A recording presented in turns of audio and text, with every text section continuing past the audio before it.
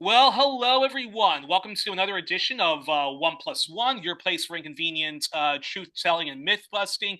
It's another one of our All Things Africa edition. We continue our series looking into the history of the continent and the region, and we are still exploring North Africa, and we now turn our attention to Libya. And I think this is our last North African country, and who better to teach us on this country or any African country than our returning champion and tour guide, Abayomi Azikiwe of Pan-African Newswire and Black Agenda Reports. Abayomi is a historian, journalist, longtime leftist activist, and more. And as always, before we start, a reminder to our audience to please share widely all of One Plus One's content, past and present episodes, our playlists, help us overcome the far-right algorithms and the dominant monopoly Western corporate state media and pseudo-leftist websites have in the social media world. By sharing our content, share us across social media and email, and please donate if you can to One Plus One at our PayPal. And if people are having trouble and would prefer an alternative form of donation, get in touch with me at Youri at Gmail. And sometimes Facebook blocks my ability to share One Plus One. So again, please share widely. It helps the show immensely. Our only way of overcoming colonial, pro-imperialist, sexist, heteronormative, and racist media. And now, on to the topic at hand. So, now, Abayomi, actually, before we get into Libya, I believe I didn't say Happy Black History Month, first of all. Happy Black History Month, and you're based in Detroit, which has a large Black community. It's where Motown Records, a great contributor to not just Black culture, but American culture and so forth. And before we talk about Libya, it's ironic we're talking. It's Black History Month, and of all of the African countries we're talking about North Africa. but uh, Mhm. but before we get but before we talk about Libya, it is Black History Month, and I've never really gotten the chance to ask you. I know you're a regular contributor to Black Agenda Reports. Anything you want to say on the memory, the legacy of two of your comrades from Black Agenda Report, Glenn Ford, the late Glenn Ford and Bruce Dixon? Is there anything you want to say about both of them and their legacies before we jump into the history and current affairs of Libya? Yeah, they contributed a lot in regard to independent Black media in the United States. Glenn Ford had been a journalist going all the way back to the 70s. And then he was part of another group, which I don't remember the name of. It was another African American website that predated Black Agenda Report. Black Commentator. Yes, I don't know if they still exist. Do they? Uh, I believe they still exist, and Okay. they still are more left than the average kind of Black corporate media, Black left Yeah. leaning media, but still is the kind of website. At least from the research I was doing, apparently they're still quite supportive of the Democratic Party, whereas Glenn and the team at Black Agenda Reports, and we know with under the leadership of the great Margaret Kimberly, a great friend of the show, is very anti two party system, and is supportive of the Green Party and so forth. Oh, Yes. yeah. And I remember Bruce Dixon told me probably 10, 12 years ago that he was instrumental in pulling Glenn Ford away from the Black commentator to start the Black Agenda Report because he thought they weren't treating him properly. That's the way he termed it. But yeah, it's very interesting. Yeah, Bruce Dixon was out of Chicago, I believe, initially, and had worked with the Panther Party there. So yeah, it's quite interesting. But in terms of the month itself, it was started 100 years ago, and I wrote an article, back at the beginning of the month on the origins as Negro History Week. The late Dr. Carter G. Woodson, who came up, in West Virginia, Virginia. He had worked in the coal mines. He was very determined. He didn't finish high school, I think, until he was in his early 20s.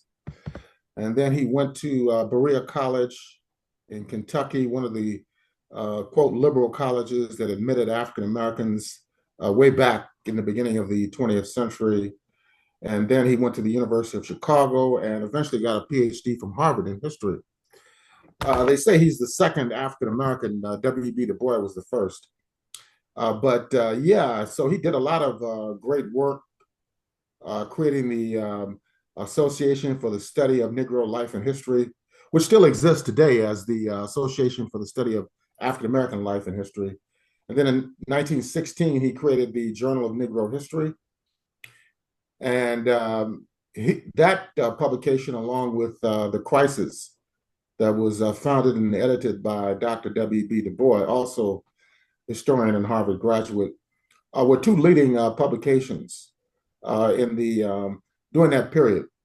The Crisis started in 1910, and the Journal of Negro History began in 1916. And then in 1926, he started what he's called Negro History Week, in commemoration of the birthday of Abraham Lincoln and also Frederick Douglass.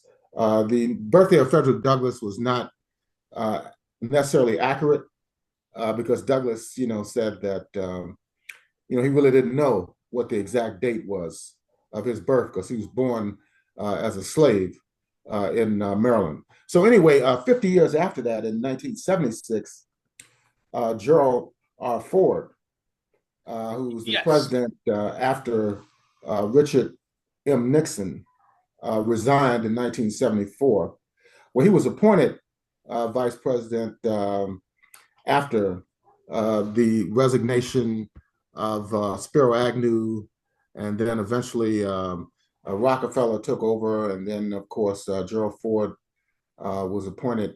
But Ford, in 1976, designated the month of February as African American History Month. And so for the last 50 years, it's been considered a month.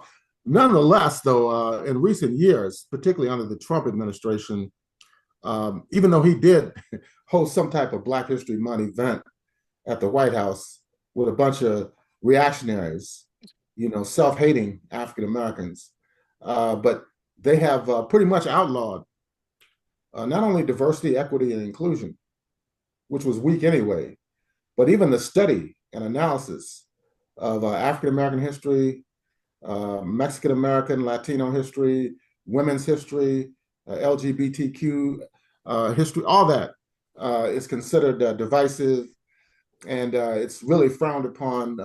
Resources have been taken away, but not just in those fields. The scientific fields, National Science Foundation grants had been suspended. I don't know if they've been put back, because I'm retired from the institutional academic life, but yeah, it's been really bad. And even under Biden, how they crushed the Palestine Solidarity movement on campuses, the occupations and the encampments were outlawed, and a lot of people were arrested. So and when Trump got in, it just became worse. So yeah, it's a pretty interesting situation. So that's why the history of Libya, for example, is important, that people study it and they understand it.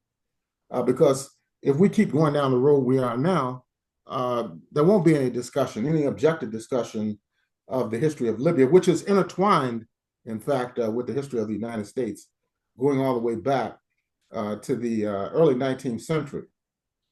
So we'll probably get into that later on. And then final question before I start asking you about Libya. Any particular now? How did you cross paths with the late Glenn Ford and Bruce Dixon, and how did you because Pan-African Newswire, that's that's your baby, that's your blog, and if people want to contribute to it, they get in touch with you, and you'll publish them. So how did you cross paths with how did you cross paths with Glenn Ford, Bruce Dixon, and how did you become yourself a regular contributor to Black Agenda Reports?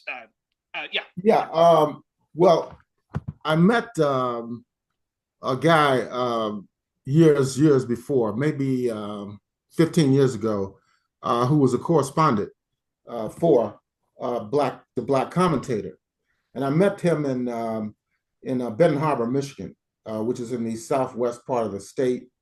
It's about a 3.5 hour drive from Detroit. And I met him at a demonstration to support Reverend Edward Pinkney, who was he's still down there, but he was being targeted by the racist authorities in Berrien County, Michigan, which is on the border with Indiana and Illinois. And I met him, and he said he had some history in Detroit. He knew, people like Glenton Dowdell, who was an artist who worked in the movement in the 60s and was forced to go into exile in Europe. And I think he met him in Europe when he was there. And then after that, through the anti-war movement, going to various conferences, I met Glenn Ford, Margaret Kimberly, and Bruce Dixon, as well as others, who were part of because they were invited to make presentations at these conferences of the United National Anti-War Coalition.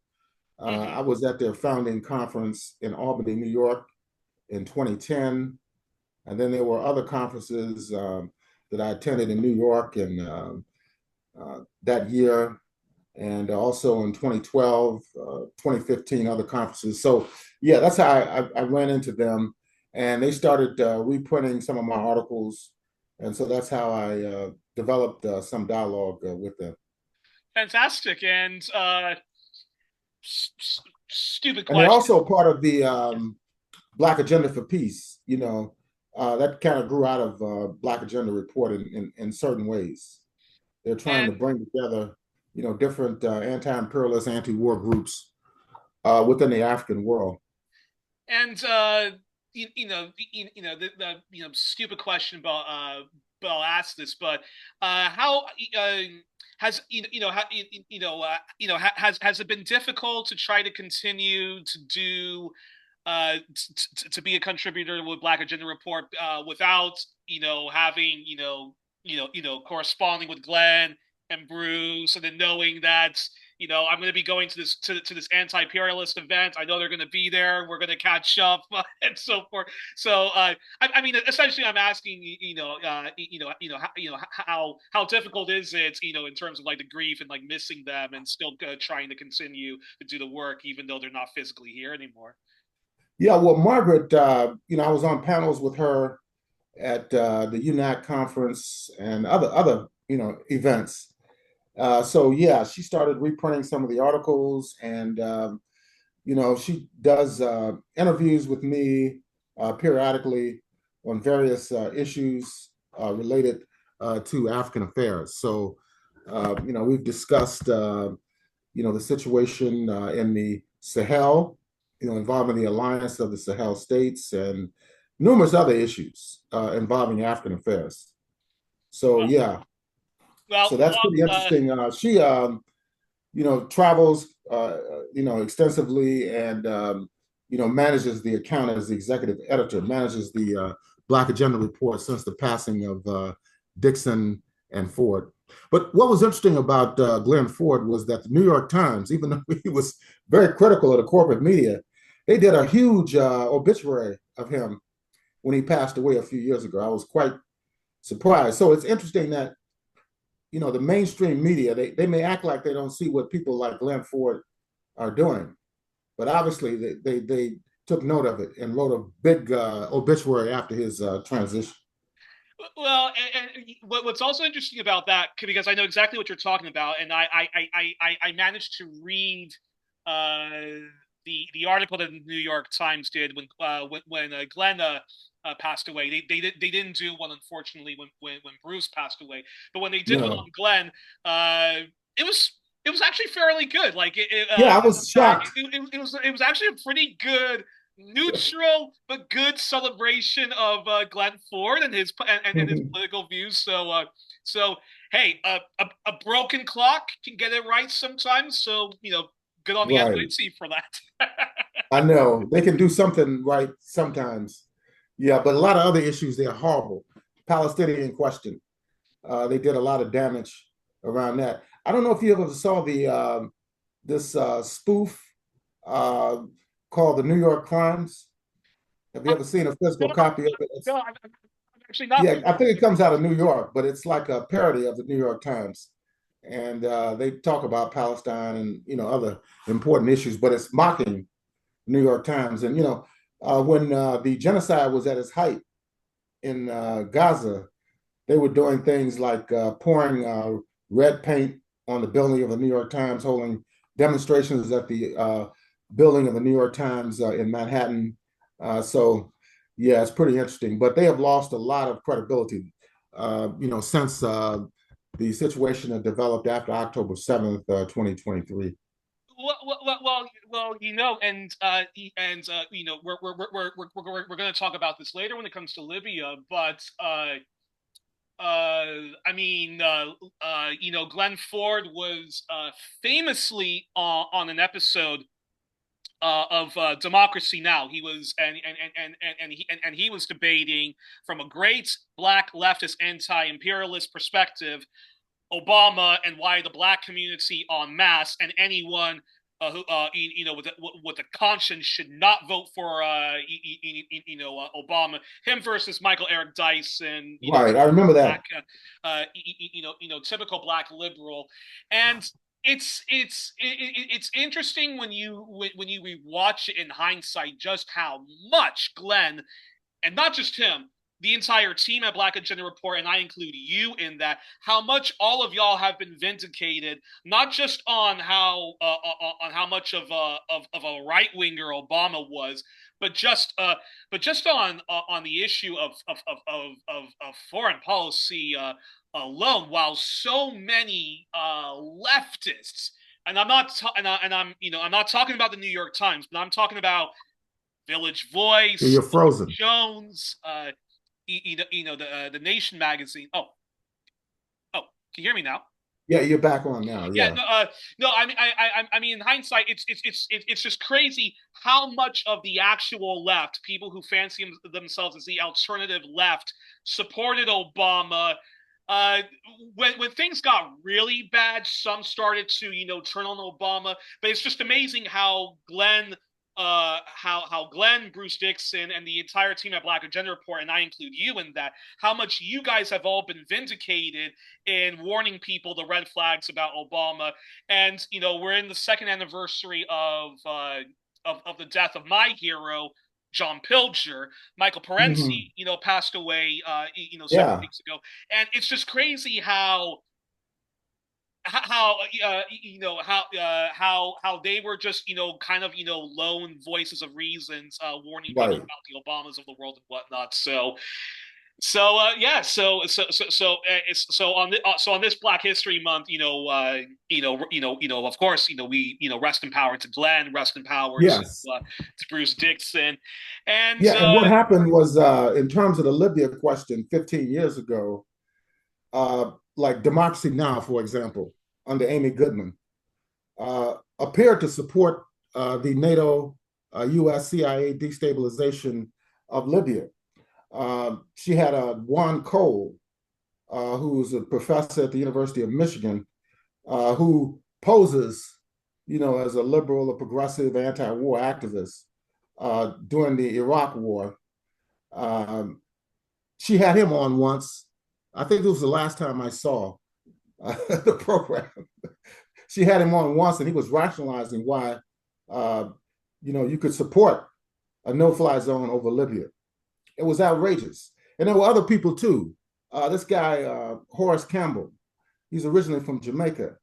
He, he she had him on, and he was saying, "Well, we don't support the bombing of Libya, but we don't support Gaddafi either." So that type of position, is absurd, because if you don't support the bombing of an African country, how can you not support the people who are firing back, at the but you know, bombs? Yeah, it's really bizarre. but you see this kind of stupid analysis Yeah, with you see this kind of stupid analysis with Syria, uh, yeah, same thing. the the Islamic Republic of Iran and Yeah, Venezuela and Cuba. So there's this right. weird thing that happens every now and then on the left where where you always get some stupid Latino person who claims that they're from Venezuela or Cuba, and they insist they don't want regime change. But they Yeah, do not like the current left authoritarian thing. So they want the sanctions, but they don't want people to die from the sanctions. They want the government overthrown, but they just don't want it when it's Donald Trump, and they're okay when it's Obama. And it's just so bizarre. And you're seeing this right now with Iran. Look, I mean, I'm going to do an episode on on Iran. I'm going to be slightly critical of the Islamic Republic, but look, I'm not a I'm I'm a flaming left wing atheist and so forth like that.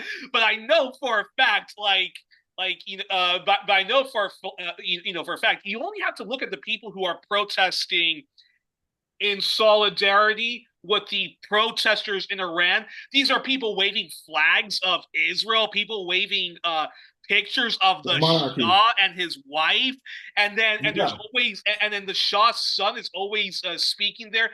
And for me, like, look, if that's not a red flag for people, I don't know. I don't know what what is a red flag. And I think we also have to us in the West, Yeah. we also have to accept the fact that it doesn't matter even if you like the system of government that is the Islamic Hmm. Republic of Iran, there are people in Iran that do support it as an Islamic Republic. And Yeah. when you see it could be CNN, it could be Democracy Now, it could be The Breach, it could be any of these seemingly left leaning outlets. They always have somebody from the diaspora who speaks perfect English, speaks perfect French. They're secular. They're from they're they're from the feminist community or they're from the queer liberationist community, saying they do not want imperialism in the Islamic Republic of Iran, yet they don't defend the Islamic Republic of Iran trying to defend himself from a color revolution. And I just find, like, look, if a huge secular left movement comes in Iran, and it's from the grassroots Iranian. Oh, of course, I'm gonna be in solidarity for that. But we know how history works. We know how history works, and for me, like, just again, every single protest I see in solidarity for the Iranians. It's always people waving pictures of the Shah. I always Yes. see Israeli flags there, and then I always see Western imperialist symbols there. And I just say to myself, yeah, no, I'm not going to support that. Yeah. And I defend the Islamic Republic of Iran as an axis of resistance against Western imperialism. So Yeah. They've been instrumental in supporting the people in Gaza, Syria, for example, Yemen, the resistance forces there. So, that definitely puts them on the right side of history. But yes, when Trump came to Detroit last month to speak to the Detroit Economic Club, which is like the ruling class agents, in the area, there was huge demonstrations outside. But at the same, this was when they were having the so-called disturbances in Iran, and there were about 50 Iranian exiles and their supporters that were out there with flags of the monarchy, with the Israeli flag in the center of their graphic. I mean, this is absurd. They're calling for Israel and the United States to bomb their own country. It's absolutely insane. We saw this with Libya 15 years ago. There were Libyans here in the United States who was, for whatever reason, was supporting the CIA, NATO, the US destruction of their own country. Now, I wonder where these people are now, because some of them were here on scholarships, full scholarships at major universities. And I asked one of them, I said, well, Libya is a very wealthy country. when children are born, they get like $50,000 in an endowment, which they can use in any way. You got free healthcare, free housing, free education. Uh, and what this woman said to me was that, yeah, well, yeah, we have oil, we're rich, but what we want is democracy and freedom. I was like, what? Democracy and freedom to do what? Okay, I knew that this would lead to disaster, just like the situation in Syria, has led to disaster, and Lebanon too, in terms of the killing of top level Hezbollah leadership. So yeah, it's really a contradiction that Well, you can convince people. and I can't. I think of my poor mother's country, Congo. Mhm. The West, and unions, actual unions, supported, overthrowing a democratic socialist government of Patrice Lumumba. We had Mobutu, who was far right, fiscally conservative, and so forth like that, and and and and then, the West overthrows Mobutu using Paul Kagame, a Rwandan proxy, and okay, I mean, people want to call Congo the Democratic Republic of Congo when it's just a bunch of Western puppets and so forth who can't even send the own army to kick out Rwanda proxies and so forth like that. And this is why I follow, when people say to me, don't you want like America to do good then? Like, for me, it's like, well, I follow the Eve Angler ethos of international affairs, which is first, do no harm. Right. Hands off the country. There are plenty Mhm. of, I'm pretty sure there are plenty of leftists who know Congo much better than you and I, who know in Iran, who know Iranian history better than you and I, and let those leftists take power. They don't need our help. They don't need a bunch of Western do-gooders who, in the end of the day, we don't even advance any kind of socialism or radical politics in the end of the day. And Iran is a victim of just constant Western imperialism. When the Shah was overthrown, people don't realize this, but France and Britain actually supported Ayatollah Khomeini coming into power because they said he's going to eradicate the left and so forth like that.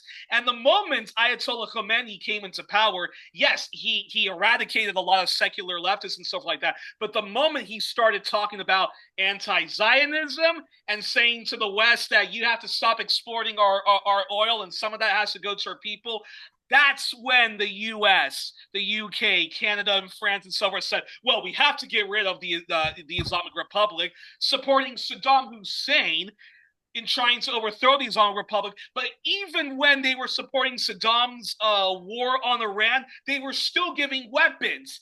Israel and the US were still giving weapons to the Iranians to support far-right death squads in Nicaragua and South America, and just hoping, well, not really, I don't really like Saddam Hussein. I don't really like the Islamic Republic. If we get those two at war with each other, that's going to bring the region on fire, and Israel can continue to be so that's why when people say to you, what are you going to do about the Iranians who are suffering under the Islamic Republic? First of all, stop the economic The terrorism, sanctions first. and second of all, I just follow the Eve Angler ethos on international affairs, which is first, do no harm. We've done enough harm to the Iranians. Iranians are smart enough to fix their own sources. They don't need us Western do-gooders, and a diaspora who I bet you doesn't even speak Farsi. So Yeah, well, what I liked about the Islamic Revolution in '79, I was in graduate school when it happened. And the first measure they took was to suspend oil exports to the apartheid regime in South Africa. And they also pledged support for the overthrow of the Israeli Zionist regime that's occupying Palestine. And every year they have Al-Quds commemoration, which actually calls for, retaking Jerusalem, from Zionists. The left groups, I knew a lot of them during that time period. They weren't strong enough to take power after the Islamic Revolution, and some of them even flipped. Well, one in particular, they used to call themselves the PMOI, the People's Mujahideen Organization of Iran, and they became the Mujahideen al-Haq. But they flipped, and now they're total agents of U.S. imperialism, even though Oh, they were claiming to be further to the you're left. talking about the kind of like MEK, and there's lots of like kind of Yeah, like those Kurdish groups. ethno-nationalists in that movement. So it just goes to show that you have to be careful in regard to ultra leftism, because in many cases it can lead people into a right wing quagmire, Exactly, to say the exactly, least. I mean, look exactly. at people like Eldridge Cleaver, for example. I remember him very well when I was growing up, and he considered himself part of the left wing of the Black Panther Party. Yet, several years later, he wanted to return to the United States, and he came in praising, the changes that had taken place in about 1975, talking about the impeachment of Nixon and all this. And then in 1980, he wound up, he was a born again Christian. He declared himself a born again. Then after that, in 1980, he wound up supporting Ronald Reagan, you know. So, you have to be careful, taking these ultra left positions, because people get frustrated and they wind up all the way on the right. Exactly. Yeah, we've seen that happen. All right, and let's get started now. Then, Okay. talking about Libya, Yes. and I'm sure all these things are are going We'll to. come back up because, it's very interesting that what they've done to Libya, what they've done to Syria, and what they're trying to do to Iran is clearly not going to help the people in that region or the world for that matter. Exactly. So Abayomi, as always, tell us what was Libya like before Ottoman Empire rule?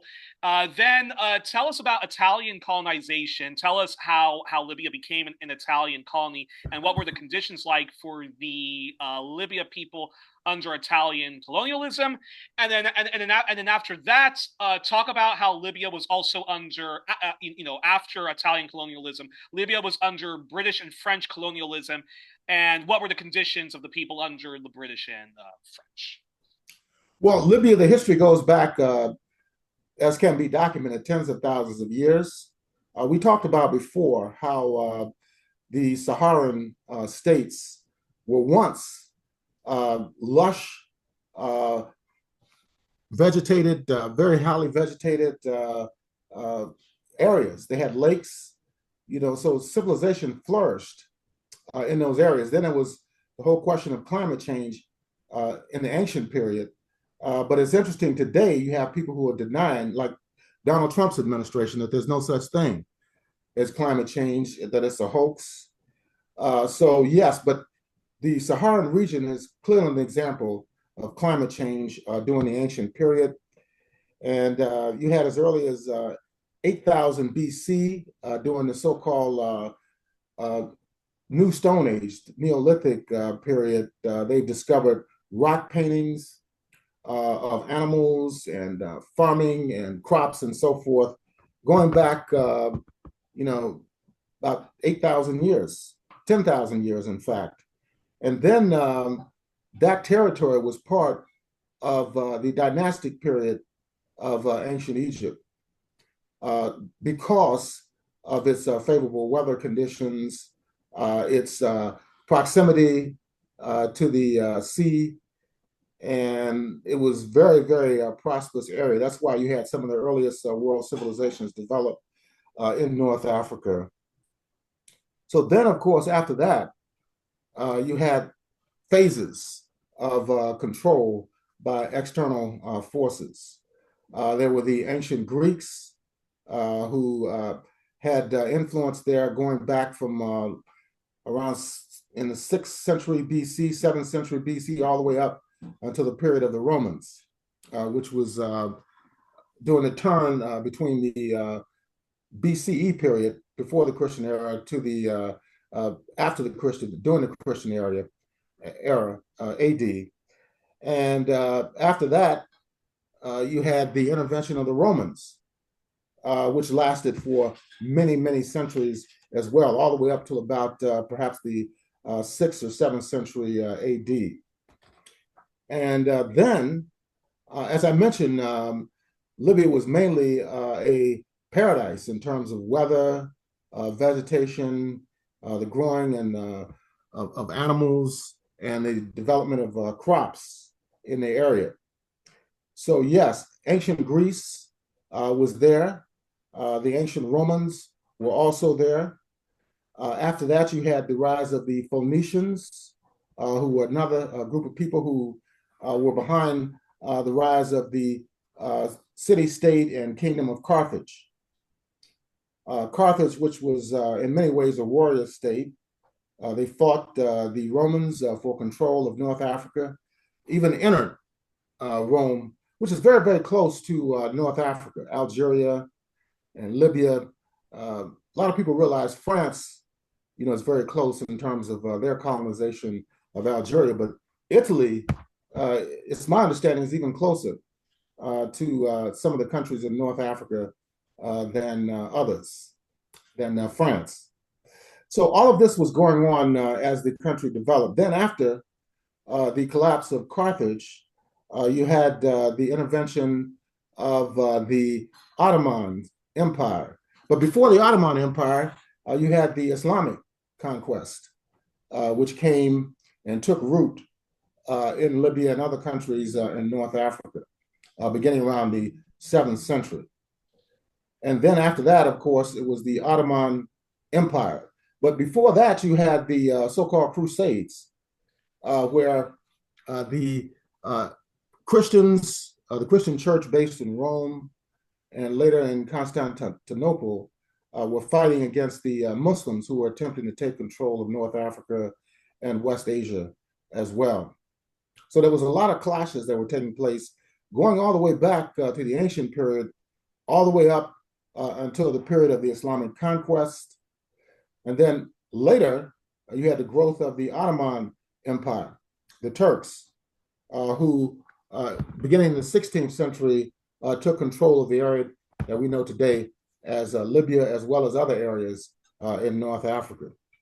And that took place between around the middle of the 16th century, and they lasted all the way up until World War I. Yes. So it's been a lot of exchange. And I believe the Ottoman Empire,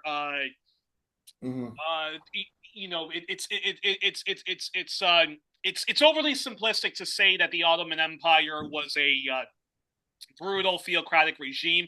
There were periods where they were much more tolerant towards their subjects than later periods and so forth like that.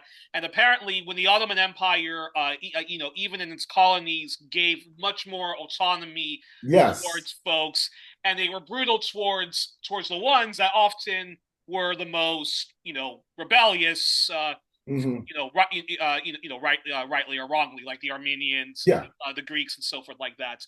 And I understand in my research into Libya that the Ottoman Empire was not so brutal towards the Libyans as subjects. So then, so then from there, explain how Italy became, colonized Libya, and how. And how Italian colonialism of Libya more brutal than anything the Libyans ever experienced under the ancient Greeks, the ancient Romans, and the Ottoman Empire. Yeah, it's important even prior to that to go back to the early history of the so-called United States of America, because after they won their independence from Britain, they wanted to establish themselves as a major partner, major player in terms of the world economy.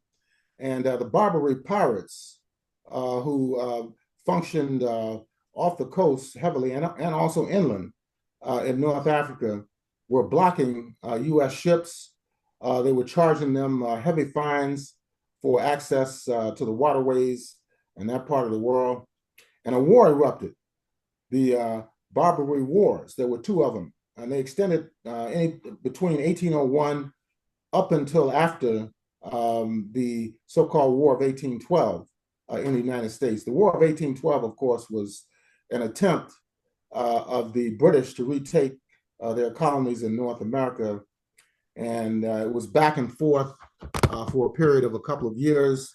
The U.S. troops even invaded areas of Canada, even Detroit, before it was part of the English and later the U.S. empire, was also invaded and held by the Americans. So it's a very, very long and complicated situation. But the Barbary Wars, there were two of them. One from 1801 to 1805, there was a treaty signed. Yet during that particular time period, the leadership of the Ottoman Empire, which you said was given autonomy in many instances, did not think that the treaty they signed with the United States was any good. But the U.S. had to complete the War of 1812, and once they completed that, they launched another war against the Ottomans, which was in 1815. It's considered the Second Barbary War. Yeah, so also during that, after that happened, you had the intervention of France into Algeria in North Africa, and they took over in 1830. So it was a lot of European imperialist intrigue that was taking place during that time period, including the Americans, the British, the Italians, and the French. So then we come up to the period of 1884, 1885, the Berlin Conference, where they carved up the African continent based upon the interests of Europe. Nonetheless, that conference did not stop fighting that was taking place between the European powers themselves and also the resistance to European colonization. So we had, during that particular time period, after 1884 and 1885, the advent of the Italian-Turkish War, which took place between 1911 and 1912, the Kingdom of Italy that fought the Ottoman Empire during that particular time period. And of course, the outcome of that resulted in Italy attempting to take over the entire area then known as Libya. But it wasn't known as Libya per se during that time period. You had, under the Romans and the Greeks, the country that we know today as Libya was divided into three basic regions or kingdoms. You had the Cyrenaica, which is the eastern part of the country today around Benghazi and other areas. Then you had Tripolitania, which is the capital around the area, which is the capital today in the west, known as Tripoli, and then Fezzan, which is in the south. So the area was divided and remained divided even under the Ottoman Empire. And then after the weakening of the Ottoman Empire, you had an effort by the Italians, the Kingdom of Italy, to come in and take total control over all those three regions, Fezzan, Tripolitania, as well as Cyrenaica. And what happened was that the war was bitter, it was long, and there were massacres that took place. In 1911, there was the massacre in the area now known as Tripoli, which killed thousands of Libyans as well as Turks, because they were trying to resist the Italian onslaught. Then after the Ottomans pretty much pulled out of the struggle against the Italians, the struggle was taken over by an imam and a teacher by the name of Omar Mukhtar. Around between 1911 and 1931, he led a fierce struggle against Italian colonialism and imperialism in Libya. And a lot of people died. I mentioned the 1911 massacre, as well as others. And it's estimated by people like Ilan Pappé, who is a Israeli Jewish historian, yeah, who's anti-Zionist. I heard him speak a couple of years ago in Detroit when he came here to Detroit. Me too. He estimated that half the people in Libya. I've also seen him speak twice before in two trips I've been to in London, and one time it was when I actually saw John Pilger speak, Mhm. Mika Paled as well, and another time it was when I was covering the Labour Party conference for yours truly, Black Agenda Reports. Okay. So Ilan Pape, he's great, great Yeah, truth he's written teller, several gentle books on the Hashemite dynasty, ethnic cleansing, in Palestine and so forth. But he estimated that half the people that were living in the area that we consider today as Libya were wiped out during the Italian onslaught. Now, in the early 1920s, of course, you had the rise of fascism in Italy. Benito Mussolini, who had been a socialist, interestingly enough, and who had been the editor of the Avante, which was the socialist journal of the Italian Socialist Party. And he flipped during the early years of World War One. The Italian Socialist Party was opposed to entering World War One after 1914, 1915. But he had a different view. He felt that Italy should intervene in the war in an effort which he said would destroy the influence and the power of the Austrian-Hungarian Empire. Uh-huh. So he was expelled from the Italian Socialist Party, and of course became a fascist, and totally flipped in regard to his political orientation. But yeah, they killed a lot of people in Libya between 1911 and 1931. And he also later in 1935 tried to retake Abyssinia. Mm-hmm. They had attempted this in 1896 at the Battle of Adwa, which failed, which the Abyssinians, the Ethiopians won that war. Yet they tried it again in 1935. But in 1931, they captured Omar al-Mukhtar, and he was hung by the Italian colonialists and fascists. And one of the and he was a Libyan resistance against Italian colonialism. exactly, Okay. yeah, he was. He was a tremendous fighter. It took him 20 years. He was known as the Lion of the Desert. In fact, there's a movie, a feature film on him and that whole war that took place over a period of 20 years in North Africa against the Italian colonialists. Yeah, so 1931, Mukhtar al-Mukhtar was hung. One of the early Egyptian nationalist literary figures, a poet, as well as an essayist by the name of Ahmed Shawki. There's a book that has a collection of his writings. One of the essays in the book talks about the execution of Omar el-Mukhtar.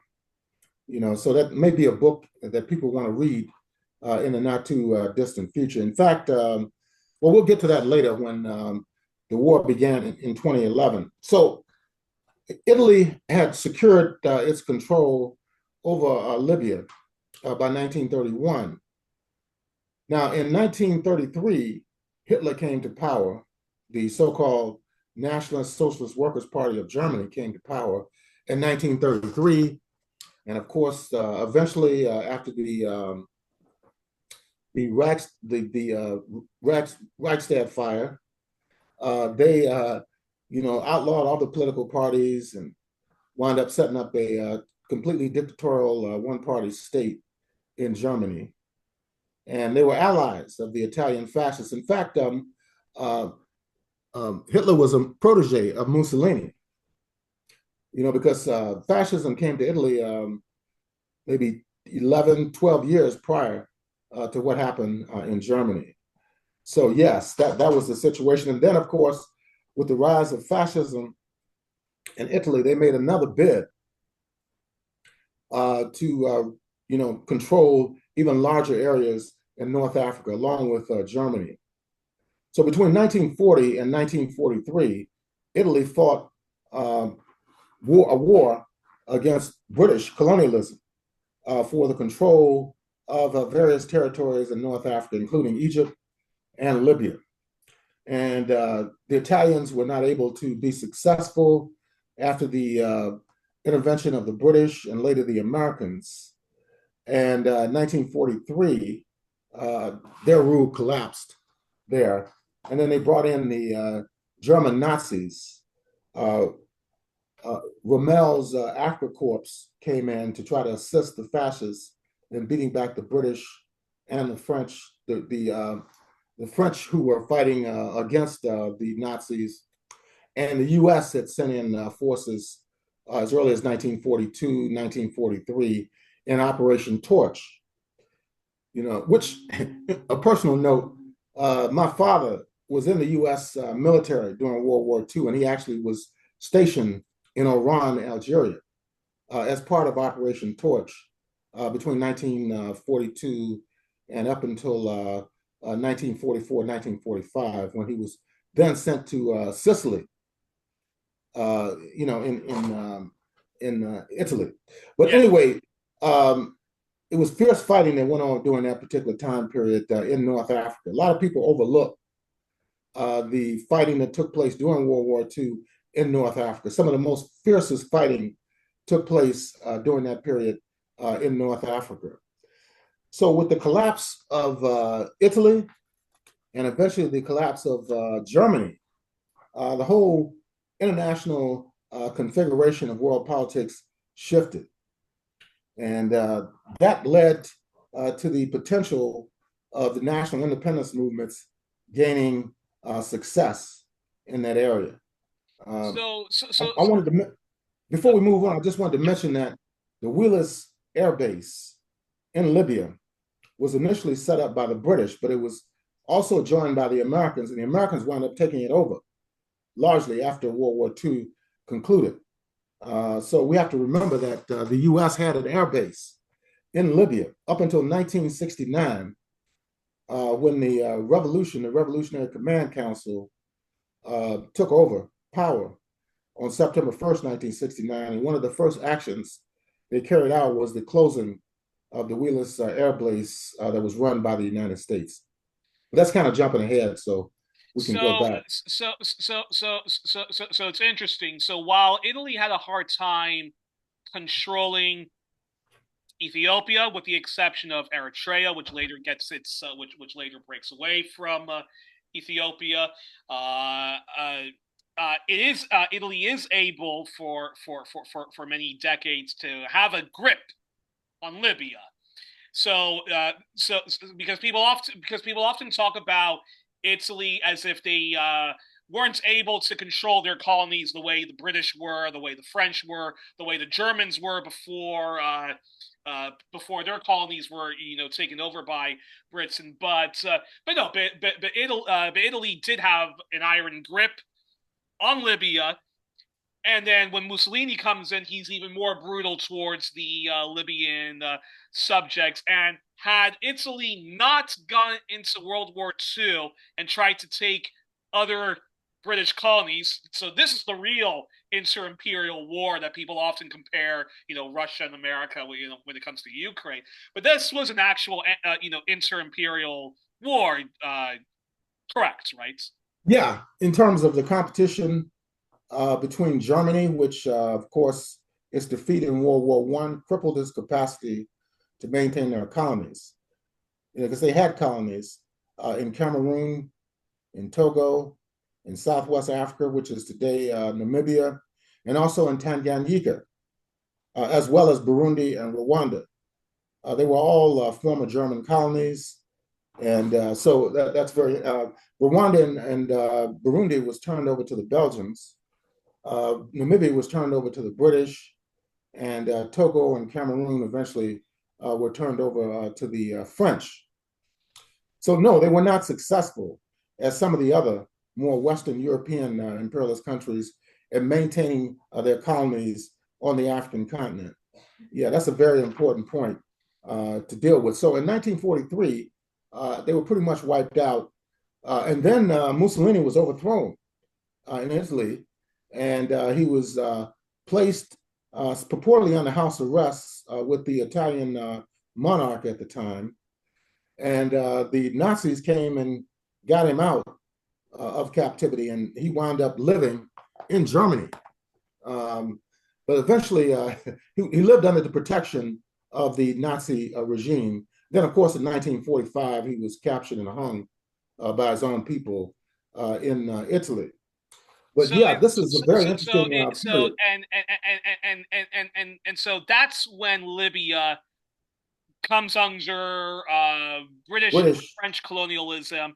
it's a Uh, protectorate. Yeah. okay, what were the conditions of the people under the British and the French? And then when Libya became independent, who were they declaring their independence from? And when they became independent, was it one of violent struggle or peaceful transition? Yeah, well, what happened was the Italians, were devastated during that particular time period. So the British made Libya a protectorate. And in doing that, that was around 1943, 44. Then the U.S. and Italy had a air base there. And after the war, it continued as a protectorate up until about 1941. After 1951, they had developed a constitution, but it was a constitutional monarchy that they had structured under Idris the First, and that was in 1951. The country was pretty much a neo-colony of Britain and the United States because they had the military forces there at Wheelus, and at that particular time period, only Egypt was considered independent by 1951, but even the independence that they had in Egypt was also under a monarchy. So in 1951, the country became independent, but it was an independence that was not to the benefit of the Libyan people. After that, in 1956, you had the independence of Morocco and Tunisia, as well as Sudan. This was in 1956. And then, of course, in 1957, Ghana became independent, which was the first country south of Sahara to gain its independence from colonialism. But before that, of course, Ethiopia was never considered a colony. It was occupied by the Italians between 1935 and 1941. And they killed a lot of people in that area of the Horn of Africa as well. Now, you mentioned Eritrea. Eritrea was colonized by the Italians as early as 1889. So it was a separate independent state. They claimed they were entitled to separate independent state sovereignty because Yes. they were colonized by the Italians even before the Battle of Adwa, which took place in 1896.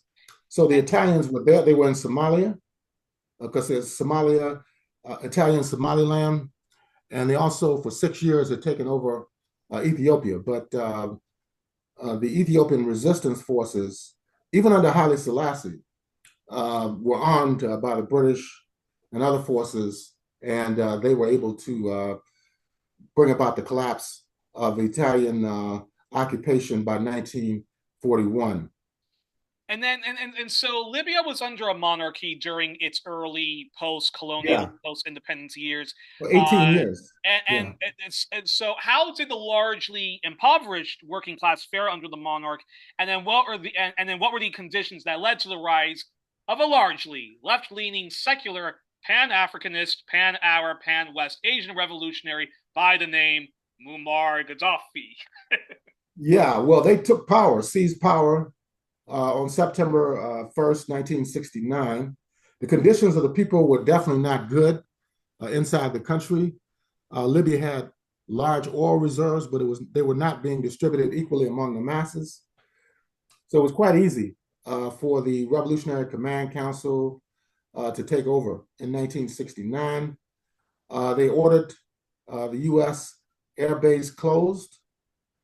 They also tried to normalize relations with neighboring Egypt because there had been difficulties, and Gamal Abdel Nasser was still alive in 1969. And there are photographs of meetings between him and Muammar Gaddafi, Colonel Muammar Gaddafi, prior to his death, prior to Gamal Abdel Nasser's death, which took place in 1970, around September of 1970. So, yeah, so there was a consolidation of progressive forces between Libya and Egypt in 1969 and 1970. 1970, you have the death of Nasser, but Libya continued its road, nationalizing the oil industry, nationalizing land inside the country, expressing solidarity and providing material assistance to liberation movements in Africa, as well as the Palestinians.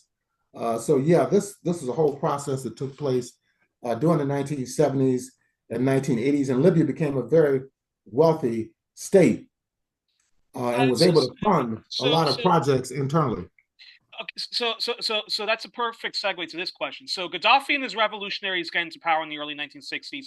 Tell us a bit more about some of the socio-economic policies, feminist policies, workers' rights, minority rights that Gaddafi implements in the 60s, and if there are policies which which you're critical of, feel free to share. And then my follow up to that would be to talk to us about Libya under Gaddafi in the 70s, and then the same question: how did the largely working class Libyans fare under him in the 70s? Yeah, I mean, it was a huge improvement in the standard of living. By the time of the counter revolution 15 years ago, Libya was by far the most prosperous country on the African continent. In fact, their GDP and GNP was even higher than some countries in Europe. And for example, France, interestingly enough, under Sarkozy, went there and borrowed money for his presidential campaign. And he didn't want to pay the money back. So that's why he wanted Gaddafi dead and the revolution overthrown in 2011. So yeah, the standard of living accelerated there. And I mentioned earlier that there were allotments, grants given to families who had children. You had free healthcare, free education. They built a lake there to provide agricultural resources, water, hydroelectric resources to develop agriculture inside the country. They trained revolutionary forces from various parts of Africa who were still fighting against colonialism. Yeah, so they did quite a lot during the 1970s, 1980s, 1990s. In 1986, Actually, yeah, Abayomi, yeah, before we talk about the 1980s, okay, let me ask this question about Gaddafi. So, uh, Gaddafi and the former Libyan states, their political manifesto is, the Green Book. Gaddafi and in that Green Book, Gaddafi spoke quite fondly of the first Libyans. He argued the original indigenous Libyans, who he said were Black African Libyans. Recognizing that they were a minority in their own country, Gaddafi wrote and made sure that Black African Libyans were constitutionally and constituently recognized and protected with special minority rights. Can you share any knowledge about this? And can this be a model that ongoing settler colonial capitalist countries use to address the plight of their indigenous people? I'm thinking about Native Americans in the U.S., indigenous Hawaiians and Alaskans, Australia with the Aboriginal Torres Strait Islanders, New Zealand with the Maori people, and the Nordic nations with the Sami people, Denmark with the indigenous Greenlanders, and dare I say, the rest of North Africa with its Black population and the Berber people, who are often marginalized by the largely Arabic people. I'm very curious your response. yeah. You had a whole Arabization, what they call Arabization process that took place after the intervention in the 7th century, and there were waves of migrants that came in from West Asia. And of course, this had a tremendous impact not only on the proliferation of Islam, but also the status of other peoples who were there, the Berbers, for example, and other African peoples who existed in North Africa. And what he's saying about the original people in North Africa being Black people is correct.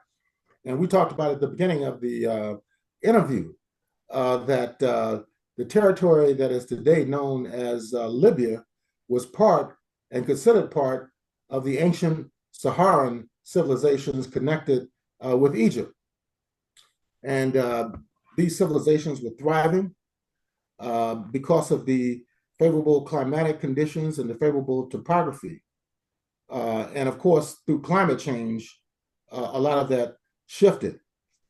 Today, 90% of the territory in Libya, it is said, is desert areas.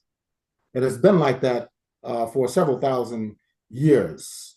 So yes, and even towards, even after the 1980s, he stated publicly, particularly after Libya was bombed by the United States in 1986 under the Reagan administration, Gaddafi said that he was going to focus almost all of his attention towards the African continent. And he even resigned initially. He did eventually come back, resigned from the League of Arab States because he said he didn't think they were effective and that he was just going to focus on the Organization of African Unity.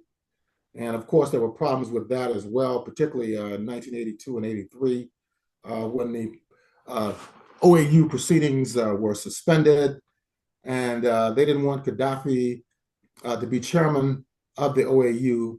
And also, the whole question of the Western Sahara also had a lot to do with the fact that there were problems. The OAU was split, in the early 1980s. Now, that was changed after 1984. Then, of course, yeah. So that being said, so in this Green Book, he celebrates Libyan Black people as indigenous people. The way he talks about black Libyans, I mean, I can't even imagine an American or an Australian speaking so fondly of their first people, the way Gaddafi was talking about Black Libyans. And unfortunately, there is a lot of anti-Black racism in North African countries, even under Nasser, even though he was also a Pan-Africanist as well as a Pan-Arabist or Pan-West Asian. So, do you think? So that being said, because Gaddafi, at least on paper, I don't know in practice, but at least on paper, he really protected Black Libyans as an indigenous people, as as a minority people that are deserving of special rights and special protections. Can that be can that be a model for other settler colonial countries like the U.S., Canada, New Zealand, Australia, and the way the Sami people are treated horribly by the Swedish state, the Norwegian state, indigenous Greenlanders by Denmark? I'm very curious your response on that. Yeah, I think it can be a model, and they need to start first in Libya because during the counter-revolution, this racism reemerged. The racism that had been imposed by the Italians and by the British, came back into force, and you could see it during 2011. And they were saying that Gaddafi was too favorable to the original indigenous people. And there were a lot of people from other parts of Africa that lived in Libya prior to 2011. They had businesses there. They were doing quite well inside the country. And they were attacked during the counter-revolution of 2011 because a lot of those people saw their future and prosperity connected with the continuation of the socialist Arab people's Jamahiriya. So they supported the Jamahiriya. And as a result of that, they faced reprisals from the counter-revolutionaries who were in the opposition in Libya. And some of them weren't even Libyans, because they brought, what was interesting about that situation was that they brought in hundreds of Central Intelligence Agency operatives after the counter-revolution began on the ground in February of 2011. It was reported in the New York Times that they had ordered 300 to 400 CIA intelligence operatives in there. They also brought in Qatari special forces as well, which organized these so-called rebel groups. And when Tripoli fell during mid-2011, it was reported that it was Qatari special forces that actually led that operation that destroyed all the property there and so forth. But yes, that could be a model. Here in the United States, for example, the indigenous people are not regarded in the least, by the powers that be. They never have been. There were attempts during the late 18th and opening decades of the 19th century to bring in Native American groups who were willing to accept the plantation system, to accept African enslavement, but that didn't save them. The so-called five civilized tribes, the Creeks, the Cherokees, the Choctaws, the Chickasaws, and the Seminole Indians. Now, less so among the Seminole, because the term Seminole refers to those native people who broke away, from the efforts by the Creek Indians, for example, to set up private property ownership, plantations, and enslavement.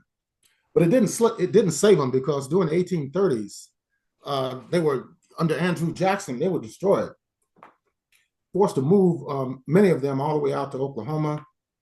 And of course, you had the Black Seminoles who fought with the broader Seminole Nation, and a lot of them under John Horse fled, from Oklahoma down into Mexico. The other Underground Railroad, not the one that went north, but the one that went south into Mexico. So yeah, this is a very interesting formulation that, yes, the indigenous people should be recognized. And that's one major contribution of the Jamaharia in Libya between 1969, when the Revolutionary Command Council took over, all the way up to 2011, when the counter-revolution took place. So talk to us about Libya in the 1980s, again, under Gaddafi, and same question regarding various social policies. How was social mobility improving? If there's any positive policies that you think gets often overlooked, feel free to mention. If there's any criticisms, feel free to express that. And then talk to us about Libya under Gaddafi in the 90s.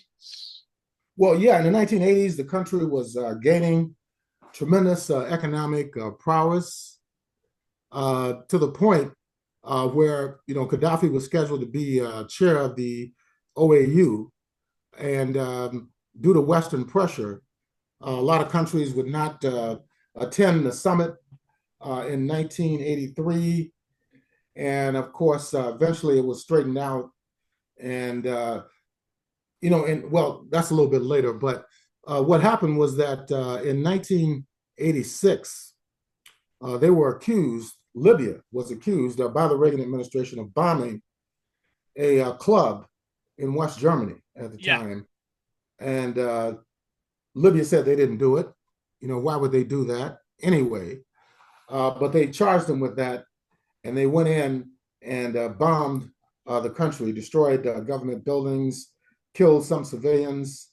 Yes, and even prior to that, in 1981, there had been the bringing down of Libyan aircraft by U.S. imperialism under the Reagan administration. So the Reagan administration, which was a far-right Republican entity, had it in for the people in Libya. So they've been wanting to destroy Libya even prior to the 1980s, going all the way back to 1969. So yes, that's what happened during that particular time period. And even then, the same problem, with this putative left in the United States, a lot of them would not defend Libya when it was bombed in 1986. In fact, some people I was working with at the time, we're talking about, good gracious, 40 years ago this year, had a demonstration downtown in front of the Federal Building, which got widespread media coverage, television coverage, and newspaper coverage in the local press here in the city of Detroit. But a lot of the left groups didn't show up, didn't want to participate. So it's pretty bizarre.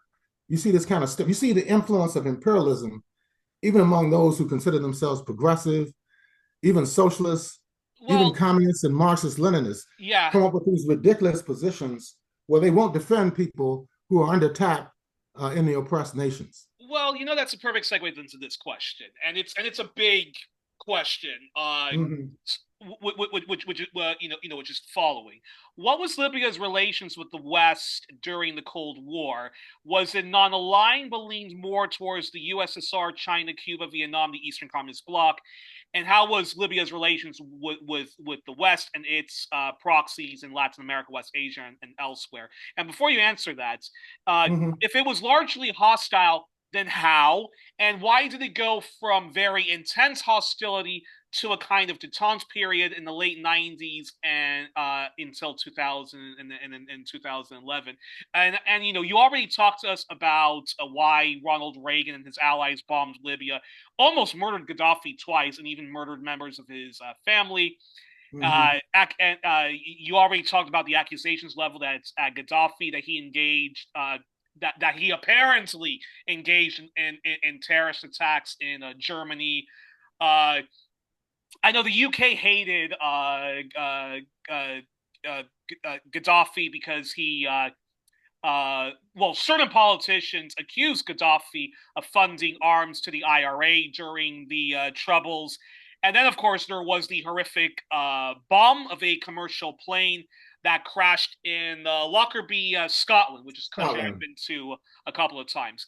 Now, three journalists, one of them, which is Alan Frankonovich, who did a docu-series that aired on BBC, and it was the first to expose the horrific false flag attacks and terrorism done by NATO and various European deep states known as Operation Gladio. Now, he did a documentary called The Maltese Double Cross Lockerbie.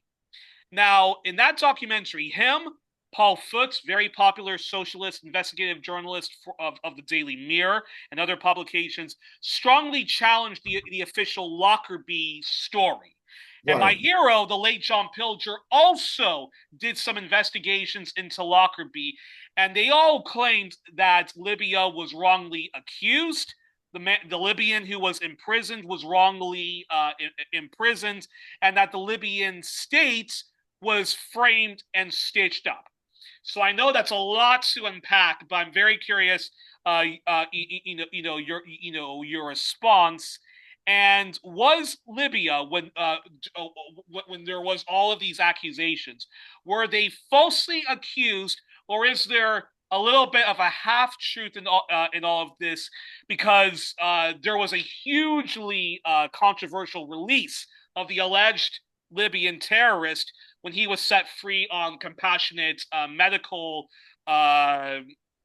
freedom. Yes, I remember. Many accused, and many on the left accused the David Cameron Tory Lib Dem coalition and the SNP government of the late Alex Salmond of accepting huge bribes and payoff from Gaddafi in exchange for some oil deals and economic perks. So I'm very curious your response to that because, yeah, your response to Yeah, that's interesting. The Lockerbie bombing. Um, I never believed Libya was behind that, you know. But those journalists you just mentioned, and there were others too who raised questions about, who was behind the bombing of that aircraft. And there was a guy who used to have a radio program in New York City on WBAI, which is a affiliate of Pacifica Radio. Yeah. He was a former, I believe, DEA agent, and he had turned against him. He claims that the U.S. government bombed the plane. He said there were several DEA agents on the flight when it was blown up, and it was done deliberately to hide the role of the United States government in the proliferation of various drugs, particularly inside the United States itself. And we know what was going on during the 1980s with the funding of the Contras in Nicaragua.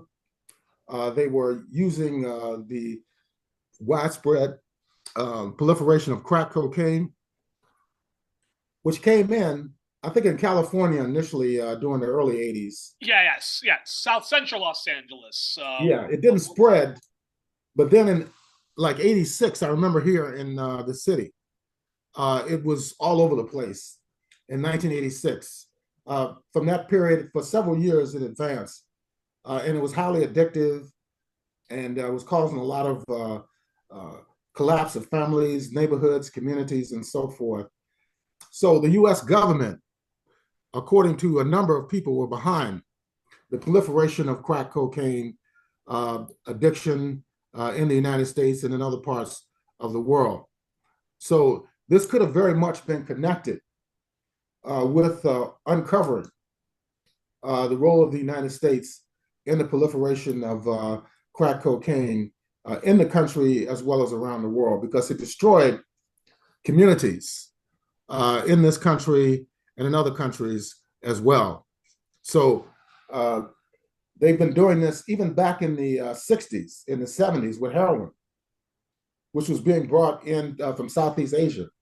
And there have been reports that people in the military was involved. So, do you think when the Reagan administration accused Gaddafi of doing a terrorist attack at some club in Berlin, and I think Gaddafi expressed that he did support the IRA in their armed struggle to a lot of people did to reunify Northern Ireland with the Republic of Ireland, and to have British troops out, and to end the sectarianism and the settler colonialism of the Ulster Protestant pro-British community in Northern Ireland.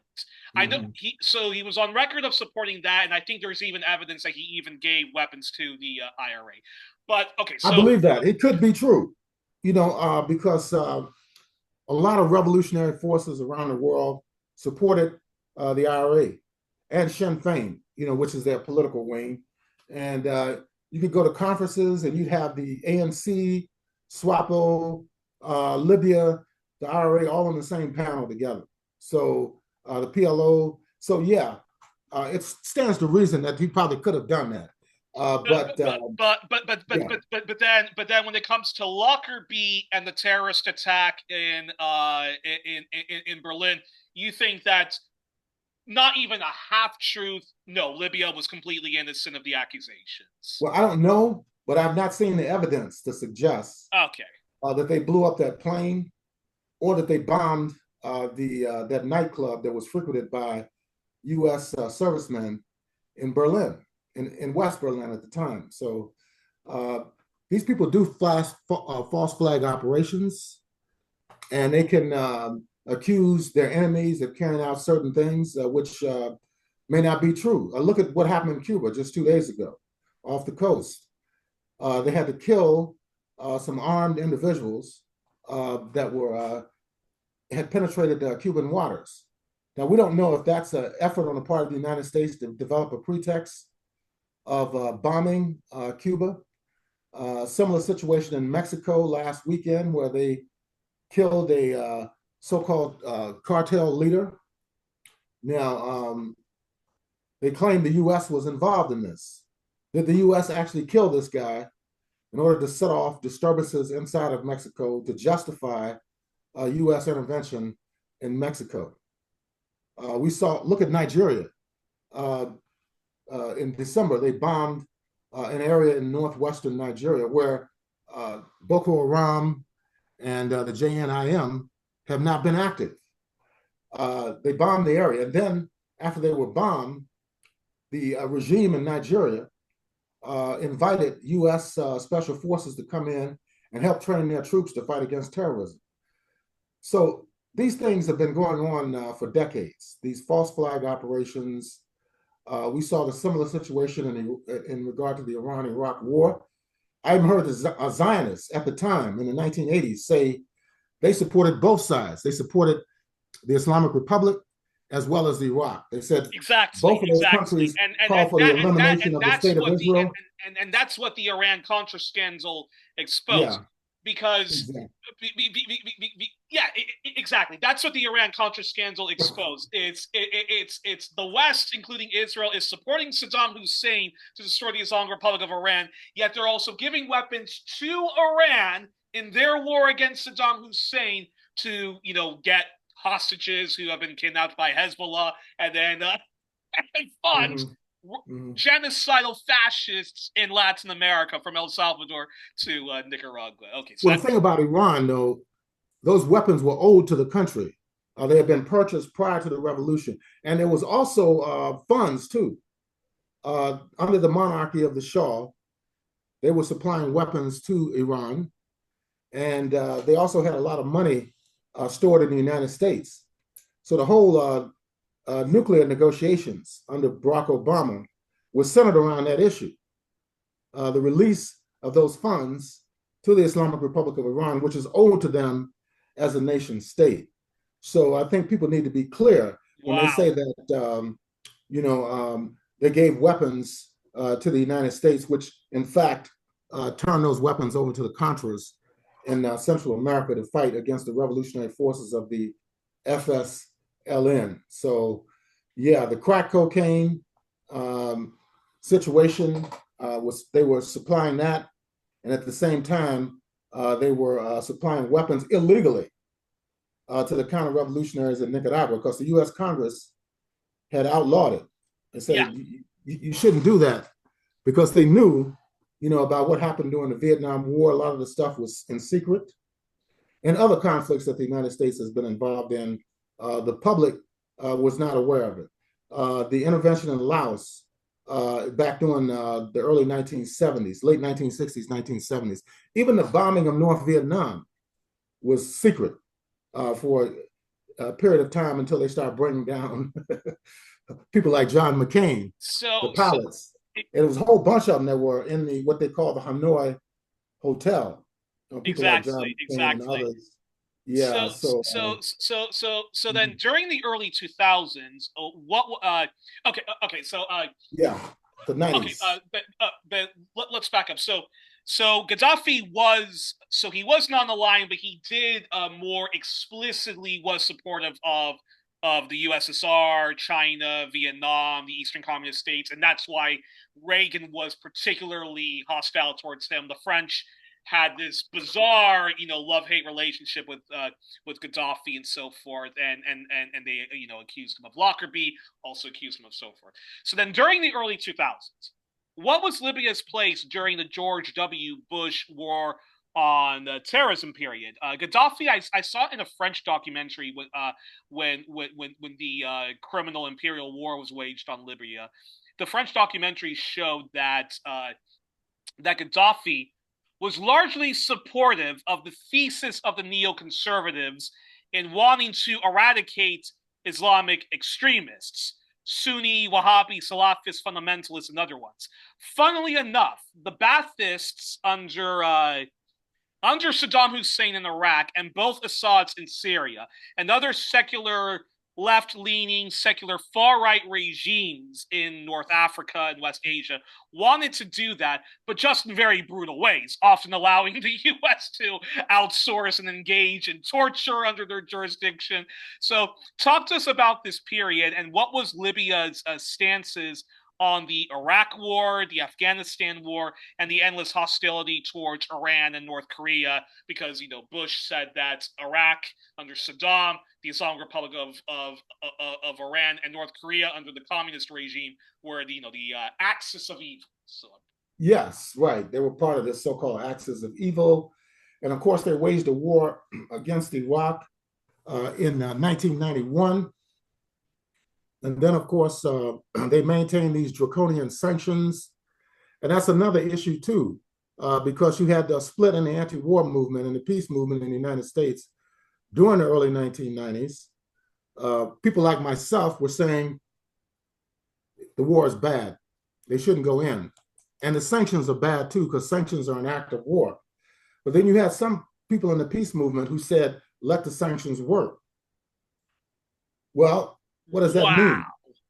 Then we saw what I happened mean, when they allowed the sanctions to work. I'm Mm-hmm. shocked because again, the late Sean Pilcher, this is Yeah. the second anniversary of his death. I saw, the documentary he did, paying the price, killing the children of Iraq, and those were monstrous economic terrorism that killed half a million, Children children and under the age of 5, civilians, yes. and uh, and and what's so messed up about that is that not only did the U.S. support Saddam Hussein's rise, in the Ba'athist, and armed him with all sorts of weapons of mass destruction in his war, his war against the Islamic Republic of Iran. But after the Gulf War, which was so stupid, I mean, they could have easily have told him not to have invaded Kuwait. But after the Gulf War, when Iraqis were rising up against Saddam Hussein, mostly the Shia and the Kurds, George H.W. Bush threw those guys under the bus and actually supported Saddam in his eradication of that uprising. And then after that uprising, they say to him, "Here's here we're gonna hit we're gonna place you under an economic blockade even more cruel than Cuba, which killed so many people, not just children under the age of 5, but everybody and anyone." So when you're saying to me that leftists, anti-imperialists, were supportive of that, Yeah, this was wow. before the actual invasion under George Bush Sr.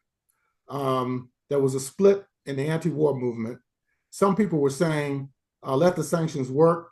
We were saying sanctions are bad, war is bad. But what was interesting, 6, 7, 8 years later, some of those same people in the peace movement in the United States recognized the error they had made, and they created their own anti-sanctions campaign. In fact, they come to me. I was still at Wayne State University at the time, working there, and to sponsor a conference against sanctions. And it was actually held in 1999, and it was based on the experiences and observations of a group of people who went to Iraq on a sanctions challenge in 1998, taking medications and other supplies there, because they had even banned even like radiology machines, to treat cancer patients, certain medications, which they said had dual use purposes. So people were dying from diseases that could have easily been cured or effectively treated.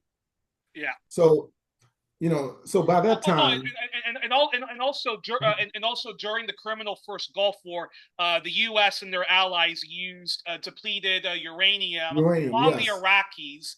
Saddam Hussein wasn't allowed to clean up that mess of Mm-hmm. depleted uranium Right. because of the sanctions, because of the economic terrorism, Mm-hmm. which was why you had babies in Iraq and other people having the most monstrous forms of cancer.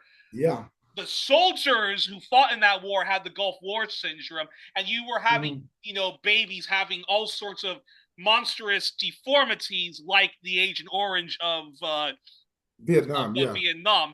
And what's interesting at the time is Scott Ritter, who's quite a bit of a right-leaning, libertarian. He during that time was saying that Iraq's weapon system was completely dismantled and kept trying to say to Congress, lift the sanctions. Iraq is Mm-hmm. complying. Yeah, they did comply. They did comply. They had the arms inspectors who were certified by the United Nations were there. They withdrew, because it became evident that George Bush Jr., W. Bush Jr., was committed to a total occupation of Iraq, which did happen beginning in March of 2003. I mean, it was anticipated this would happen, and that's what happened. Under the guise of going in to disarm Iraq, to find the so-called weapons of mass destruction, uh, which was a total fabrication. But the weapons they did find, it was interestingly enough, and it was an article in the New York Times about this, and they admitted they had suppressed this information for years, that the chemical weapons that they found in Iraq were from the Iran-Iraq War of the 1980s and had been supplied by the U.S. and other Western imperialist countries. But they suppressed that information to long after the occupation of Iraq. and So during the very, very, very brutal battle of Fallujah, when Iraq, it was a united front before divide and conquer ruined the Iraqi resistance. Fallujah was the last place which was really resisting against the occupation of Iraq, and the weapons that America and Britain and their allies used against that Iraqi resistance was white phosphorus. So if there was any weapons of mass destruction that was being used in Iraq, the U.S. and their allies were using it on them. So it's and I'm told, bringing this back to Libya, that Gaddafi. Mhm. So Gaddafi was supportive of the war on terrorism in terms of wanting to eradicate Islamic extremism, whether from a Sunni school of thought or a Shia school of thought. But he opposed sanctions on the Islamic Republic of Iran, was opposed to the invasion of Iraq, and also supported North Korea's right to have its nuclear weapons. So talk to us a bit more on that, because it's so weird, because this is a period of detente Libya is Yes. having with Britain, France, Canada, the U.S., and so forth. And Gaddafi also abandoned making a nuclear weapons program for Libya, correct? Yeah, because Condoleezza Rice, who was National Security Advisor and later Secretary of State under George W. Bush Jr., actually went to Libya and held talks with Gaddafi, and he agreed to dismantle his weapons program. But that still didn't save them from becoming a casualty of U.S. imperialism. And is And they that also had, and is that because Libya itself was also victims of Western sanctions and so forth, or yeah, they still were. And he wanted to get them lifted as well. But okay, it didn't work. It really didn't work because even under Obama, that's when the destruction took place. Interestingly enough, what Obama did, no white president, in my opinion, would have been able to do it. To bomb the most prosperous state in Africa back to the Stone Age. And he wasn't run out of office at all. So this is the contradiction in the whole situation. And even today, you have African Americans and others who still admire Barack Obama because, he was the first person who had self-identified as African American who won a presidential election. But he did a lot of damage to Africa and also damage to African Americans in this country. You know, so a lot of people and don't want to accept it. and Mhm. before we discuss the epic evil portrayal and grotesque destruction of Libya by NATO, Yeah. what were the last great accomplishments of Libya under Gaddafi from 2000 to 2001, when we talk about social mobility, life Mhm. expectancy, feminism, employment? And Gaddafi was always marred, as you mentioned, with protests from the semi-NGO world and Libyans of middle class and very affluent backgrounds who accused him of endless human rights abuses that included torture. And Gaddafi, is it safe to say he didn't do a good job of defending himself, and he did very little sometimes to adequately defend himself from the barrage of half truths to full on bullshit propaganda leveled at him? And the state of Libya, which was a model not just for an African country, but one part of the larger world of West Asia, but Gaddafi's own eccentricities simply got the better of him, and he simply wasn't a good communicator to the people. He needed to overcome was those in the Western imperial court and their proxies, namely the Gulf monarchs of Saudi Arabia, Qatar with Al Jazeera Media, and the UAE. I'm curious your Yeah, response. those people were enemies of the Jamaharia. So definitely he would not, be in favor of what they were doing in other parts of the West Asia and Africa. But at the same time, he recognized that Africa was really the center of the anti-imperialist struggle. And in 1999, he held a conference in Sirte, which is the area where he came from in Libya, which drew up a new program for the Organization of African Unity. And they agreed to transform themselves from the OAU to the African Union. And the African Union program was much more in line with the Nkrumah's view of Pan-Africanism. So, yes, that was one major contribution that he made during that particular time period. He also reached out to traditional leaders in Africa to form alliances with them to bring them into the whole progressive developmental process.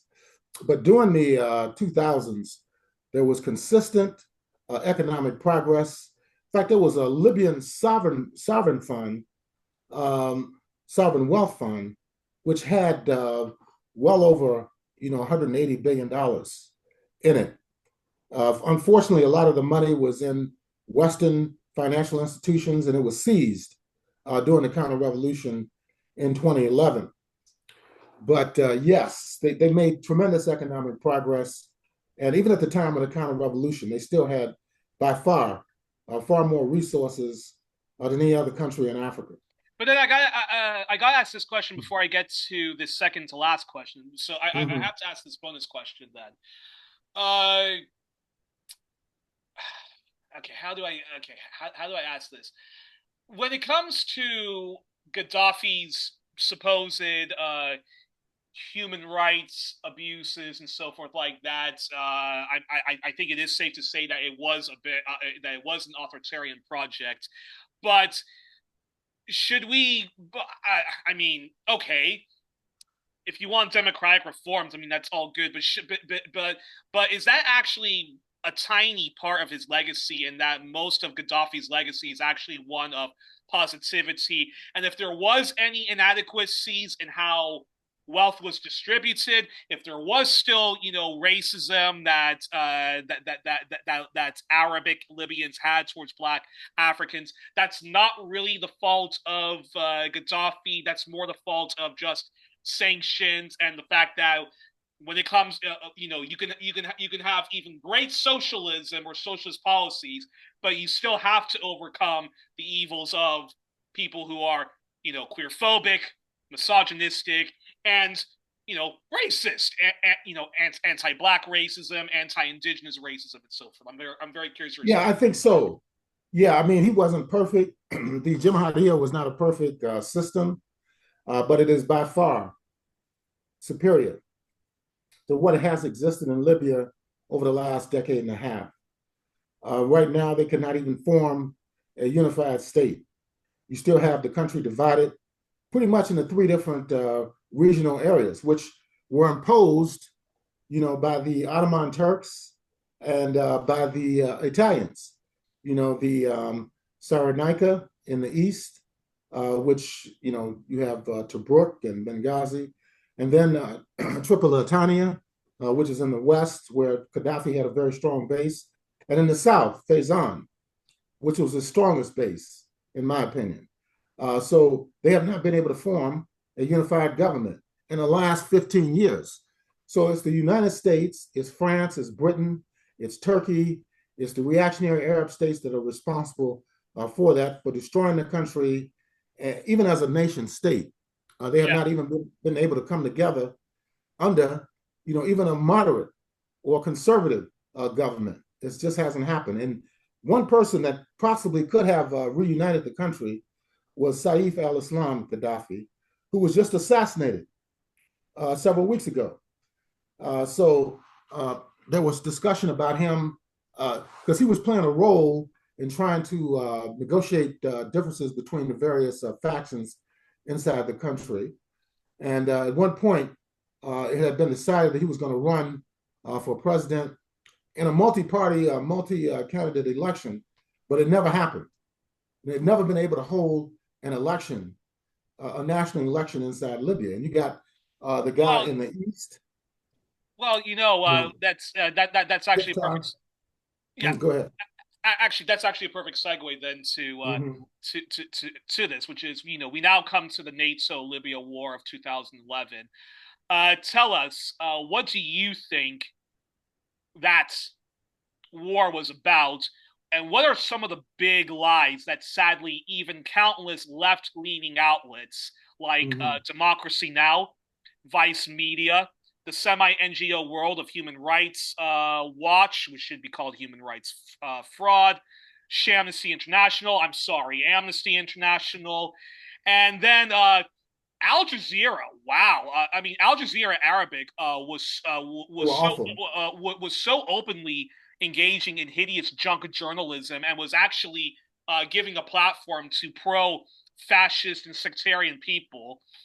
And then you had Al Jazeera English, which was giving a platform to all of these people from the NGO world and all of these Libyan diaspora people who were saying Yeah, that this is some kind of a left wing revolution, all engaged in junk journalism and Western propaganda by depicting Western backed Islamic fascists as secular left leaning or liberal alternatives. I'm going to give an example. There was the widely circulated claim from Amnesty International and Human Rights Watch that Gaddafi was giving Viagra to African migrants. That was the dog whistle, and Vice engaged in embedded journalism. You had Shane Smith and other Vice journalists who were embedded with the Libyan rebels, and they were showing how cool the Libyan rebels are, and they yeah. kept calling them, our friends, the rebels. When Call them Gaddafi revolutionaries. when Gaddafi was murdered, Vice's Twitter posted Gaddafi's mutilated, bloody corpse. Gaddafi was murdered by I won't get into the details. Brutally murdered, and Vice's Twitter posted the following. It was Gaddafi's bloody body, and it said the following: "How do you spell Gaddafi? Dead."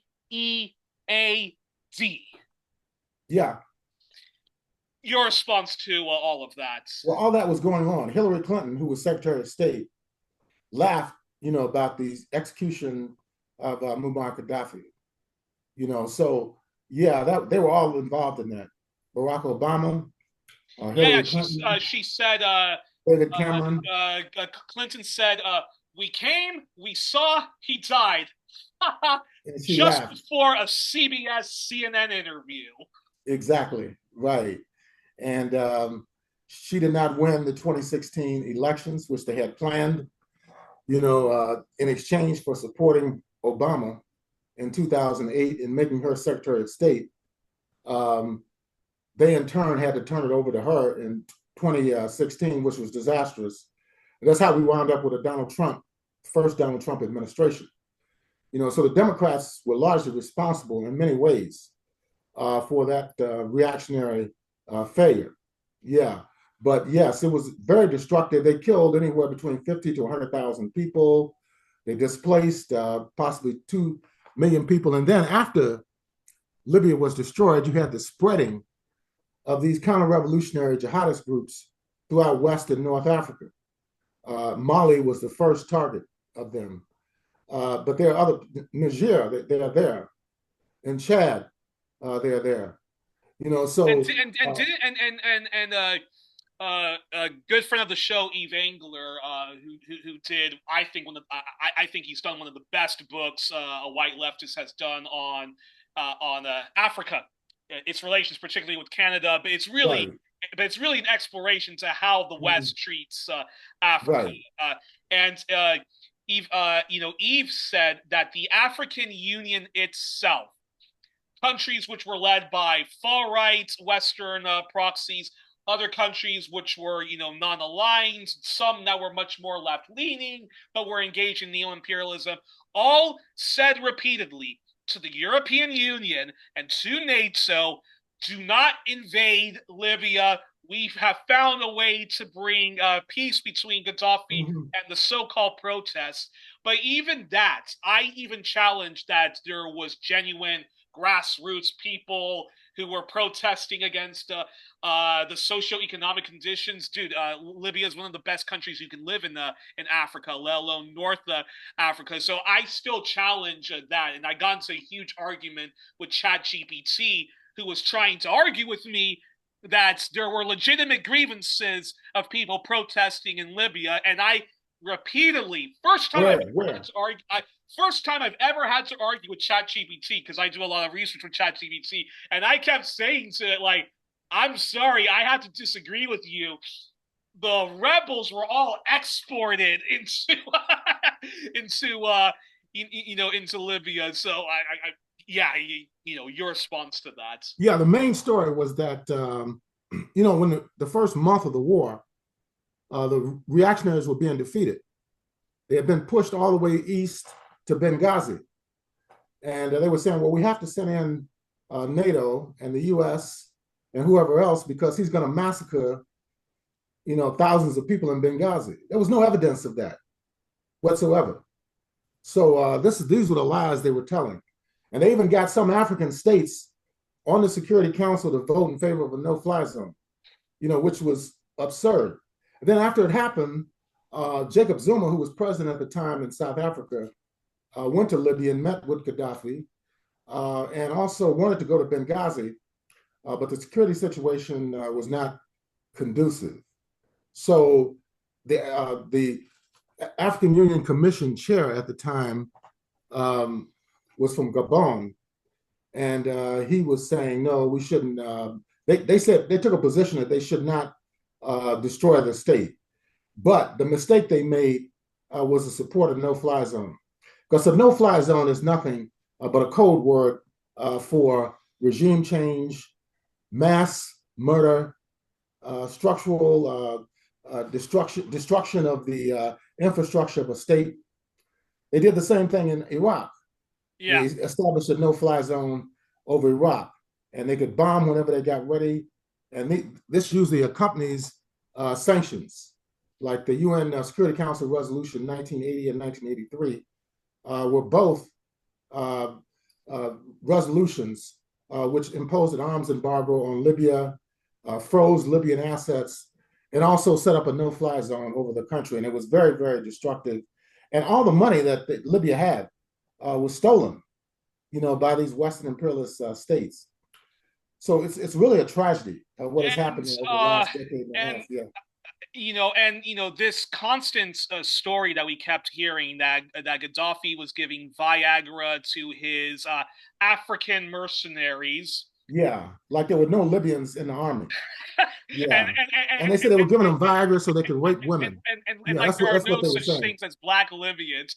Well, Yeah, apparently, that big lie was later debunked, and the same Amnesty International human rights people in France who were being invited on French TV, on France right. 24 and so forth, later said when they went to Libya, we've not been able to confirm that, and we were, well, they say that they were duped and so forth. And when Vice Media, and people have to, people have to understand how big Vice Media was. Vice Media was a very left-leaning outlet. You had Bill Maher, who was always promoting it on, HBO.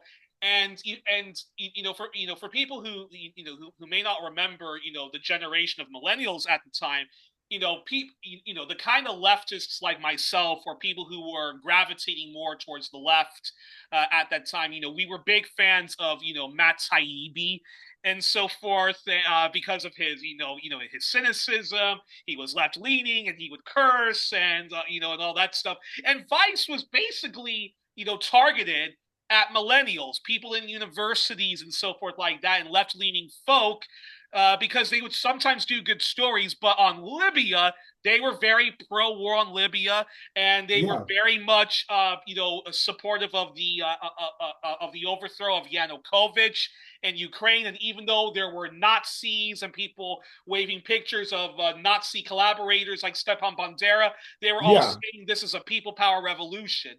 So that's how big Vice was, and yeah, very hostile towards Venezuela and to Nicaragua and so forth. And so when Vice plastered on their Twitter, how do you spell Gaddafi? Dead. When their friends, the rebels, got into power and were putting down the Libyan flag and putting up the ISIS flag, Vice Media on their Twitter said the following. Uh-oh. Absolutely amazing. Yeah, Yeah. and so that's a perfect segue to this question.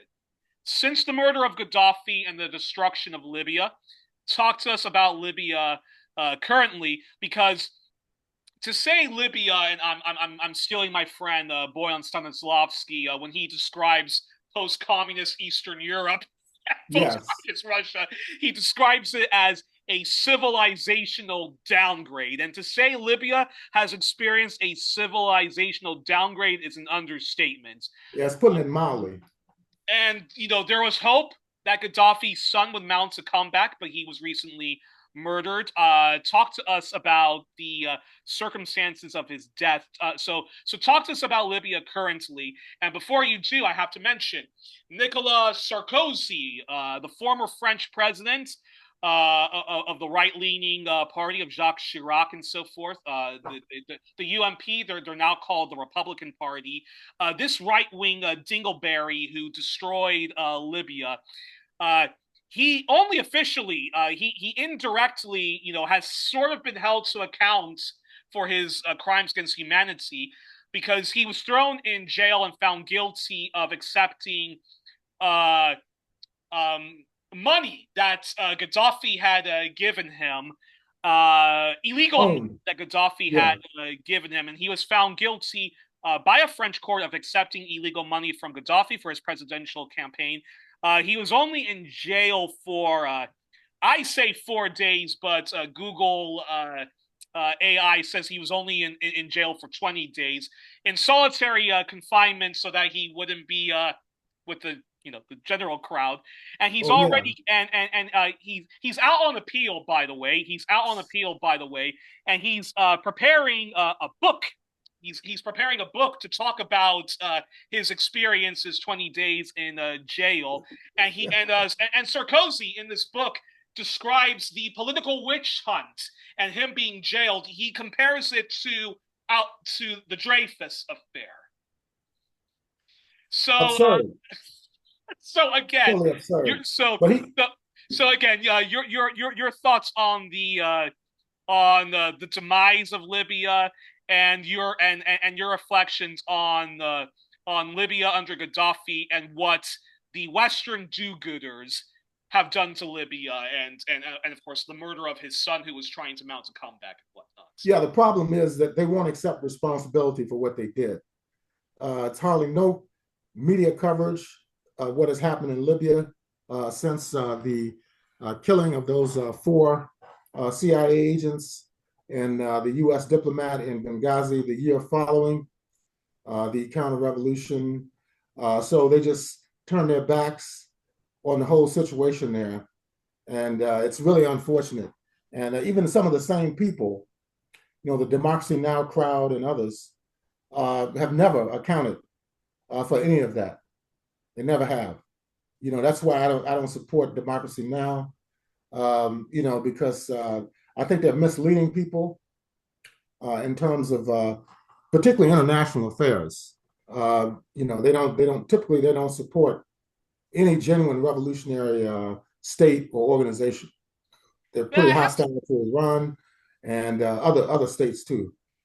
but I have to ask this question: how can Vice Media, Democracy Now, the Al Nation, Jazeera, yeah, the Nation magazine. I don't even want to acknowledge Al Jazeera, yeah, because it's so disgusting what the Qatari regime, who funds and controls Al Jazeera. I mean, if you just watch Al Jazeera Arabic, Rania Khalek says it's viciously sectarian, and it is the Fox News of the mm-hmm. of the Of Middle the East Middle East. region.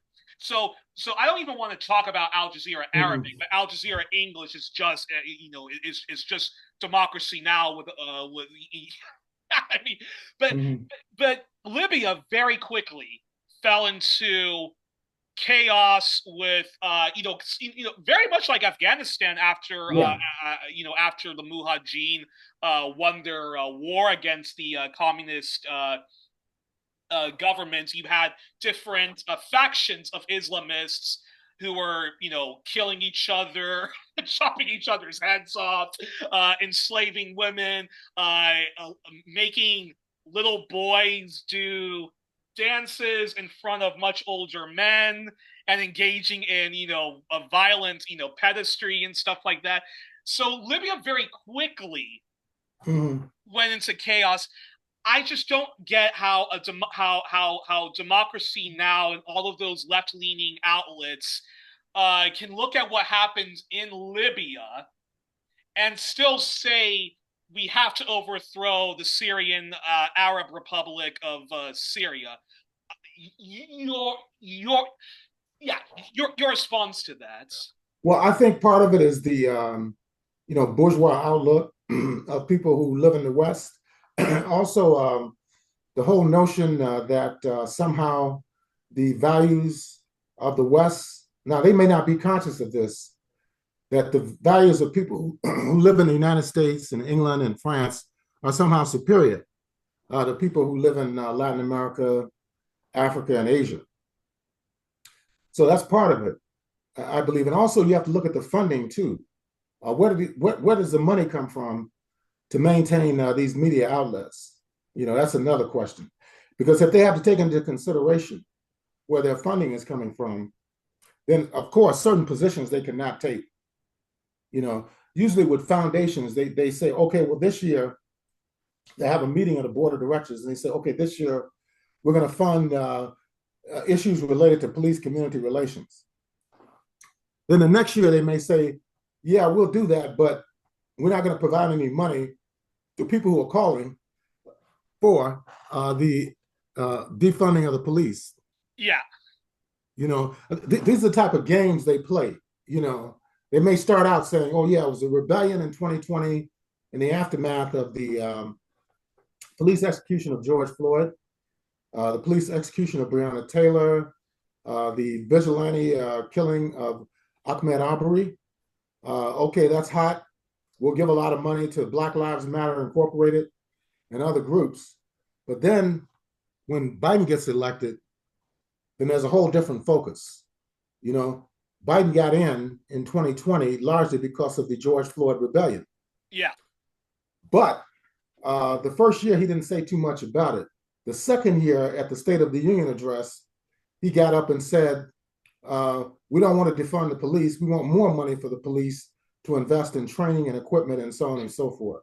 It's a total repudiation of everything that got him in office. And of course, with his mental health issues and health issues, Trump gets back in legally or illegally. Who knows whether he actually won the elections in 2024 or not. Exactly. But he was allowed to take office again in the United States, even though he had been impeached twice. He had been convicted on 36 counts of fraud. In a civil case, he was convicted of rape. So how can somebody like that be allowed to take office again? So it just shows how corrupt the U.S. Capitalist and imperialist system is. I mean, you look at people like former Lord Peter Mandelson. Yeah. People like that that are allowed to become ambassadors, even though they were removed twice from Labor Party governments in the past. And so these are the type of things that are going on in the Western imperialist countries. And are you surprised though? Iraq. It's widely, acknowledged. I mean, you have to be, the biggest asshole to still even take pride in invading Iraq. But are you surprised? Even though I don't speak German, Italian, Dutch, French, and so forth, but when I hear people talk about how we need NATO's a force for good in the world against the evil communist Russians and the evil Putin of fascist. How Libya, but even Afghanistan is not talked about when people are running for prime ministers at party conferences and stuff like that. Right, right. Given the destruction of Libya, and I mean, like, I don't know. It just baffles the mind. And It so is. are you surprised that there's just no like autopsy about, wow, we really screwed up on that Libya? No, I'm not surprised because the real objective was not to put down a quote dictator unquote or to prevent a massacre in Benghazi. They wanted to destroy Libya because it was a country that had resources, it had oil, natural gas, and it had an anti-imperialist orientation. That's why they wanted to destroy it. And he wanted to unite Africa, for Africa to become a major power in the world, to have its own currency. So that's why it was destroyed. It had nothing to do with purported human rights violations because you have human rights violations here in this country. You know, how many people Exactly. are right now in the United States who are homeless, who are in prison? The United States has the largest per capita prison population of any other country in the world. You have a president openly uses racist language and posts racist videos depicting the former president and first lady as monkeys and never apologized for it. You know, so yes, this is part of the whole process.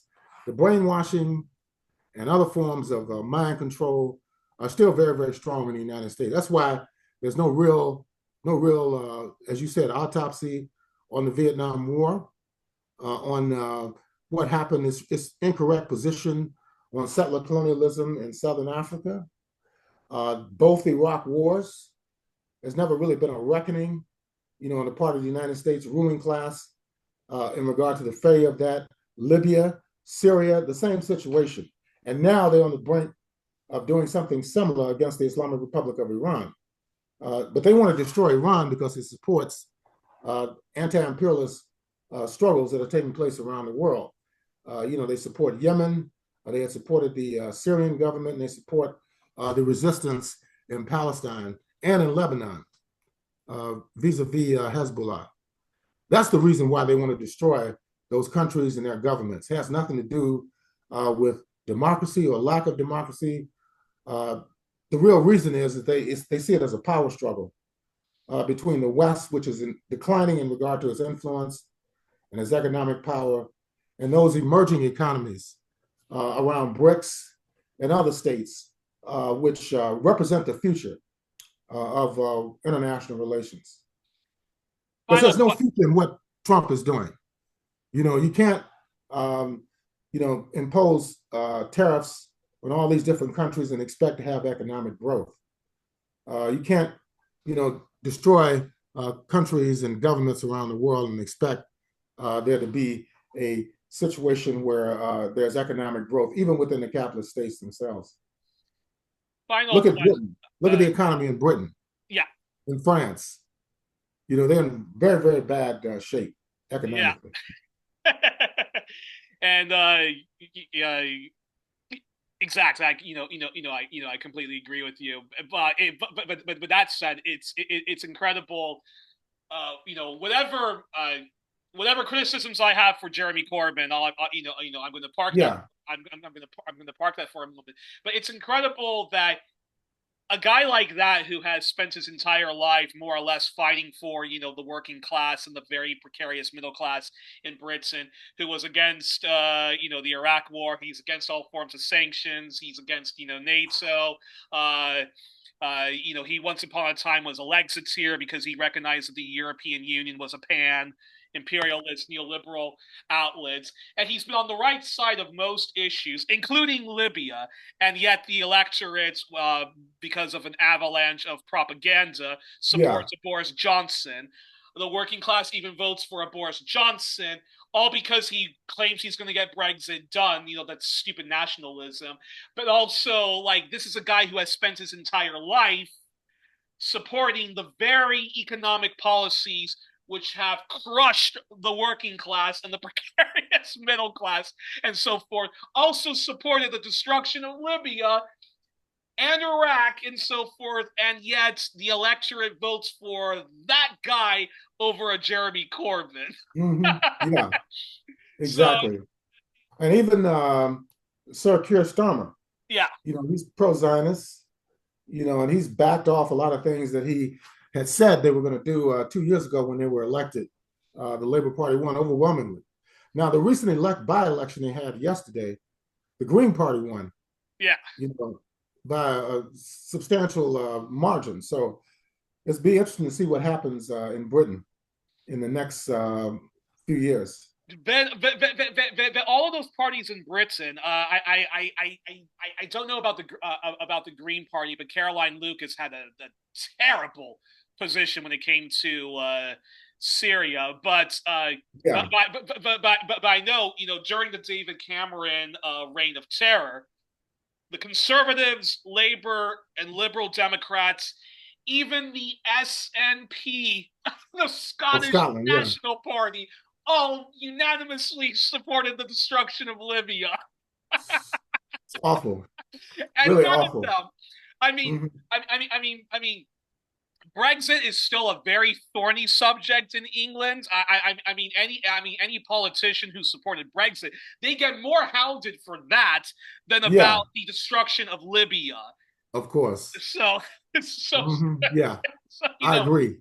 so final question though. Final question. Mhm. Is this: what's it going to take for a neo-Gaddafi movement to Mhm. advance in Libya, or a new secular left-wing project that is Pan-Africanist, Pan-Arabist, Pan-West Asian, very anti-imperialist, stands with the global South to to advance. So what kind of a left project is it going to take to advance in a failed state that is the current state of Libya? It's a very, very profound question, and I think it's going to have to come from the grassroots. I don't see it coming from anybody in the security forces at this point because, in my opinion, unless they shift their orientation, a lot of those people were trained, by NATO countries and by reactionary Arab regimes, like the guy Khalifa Haftar. He was with Gaddafi in the early days. Then he defected during the war in Chad, and he came to the United States. He spent probably 3 decades working for the Central Intelligence Agency. And as soon as the counter-revolution broke out, he went back to Libya, but he has not been able to consolidate his authority over the state of Libya. So this is what's interesting. And even in Britain, for example, they've had they had like 6 different prime ministers over a period of 8 years. You had David Cameron, you had Theresa May, Yeah. you had Boris Johnson, you had Liz Truss, and you had Rishi Sunak, and now you have Sir Keir Starmer. So and between and, and there's a yeah, strong possibility that he might be a one term prime minister. And the research mhm, I've and then the research I've done with the Google AI is that Labor can possibly get back into power if they do a coalition government with the Liberal yeah, Democrats. But Labor is so unpopular that Ed Davies, or Sir Ed Davey, the leader of the Liberal Democrats, will have right, to be prime minister. And as for the right wing, the openly right wing, the Conservatives and Reform Party, I think yeah, it's a no gone conclusion.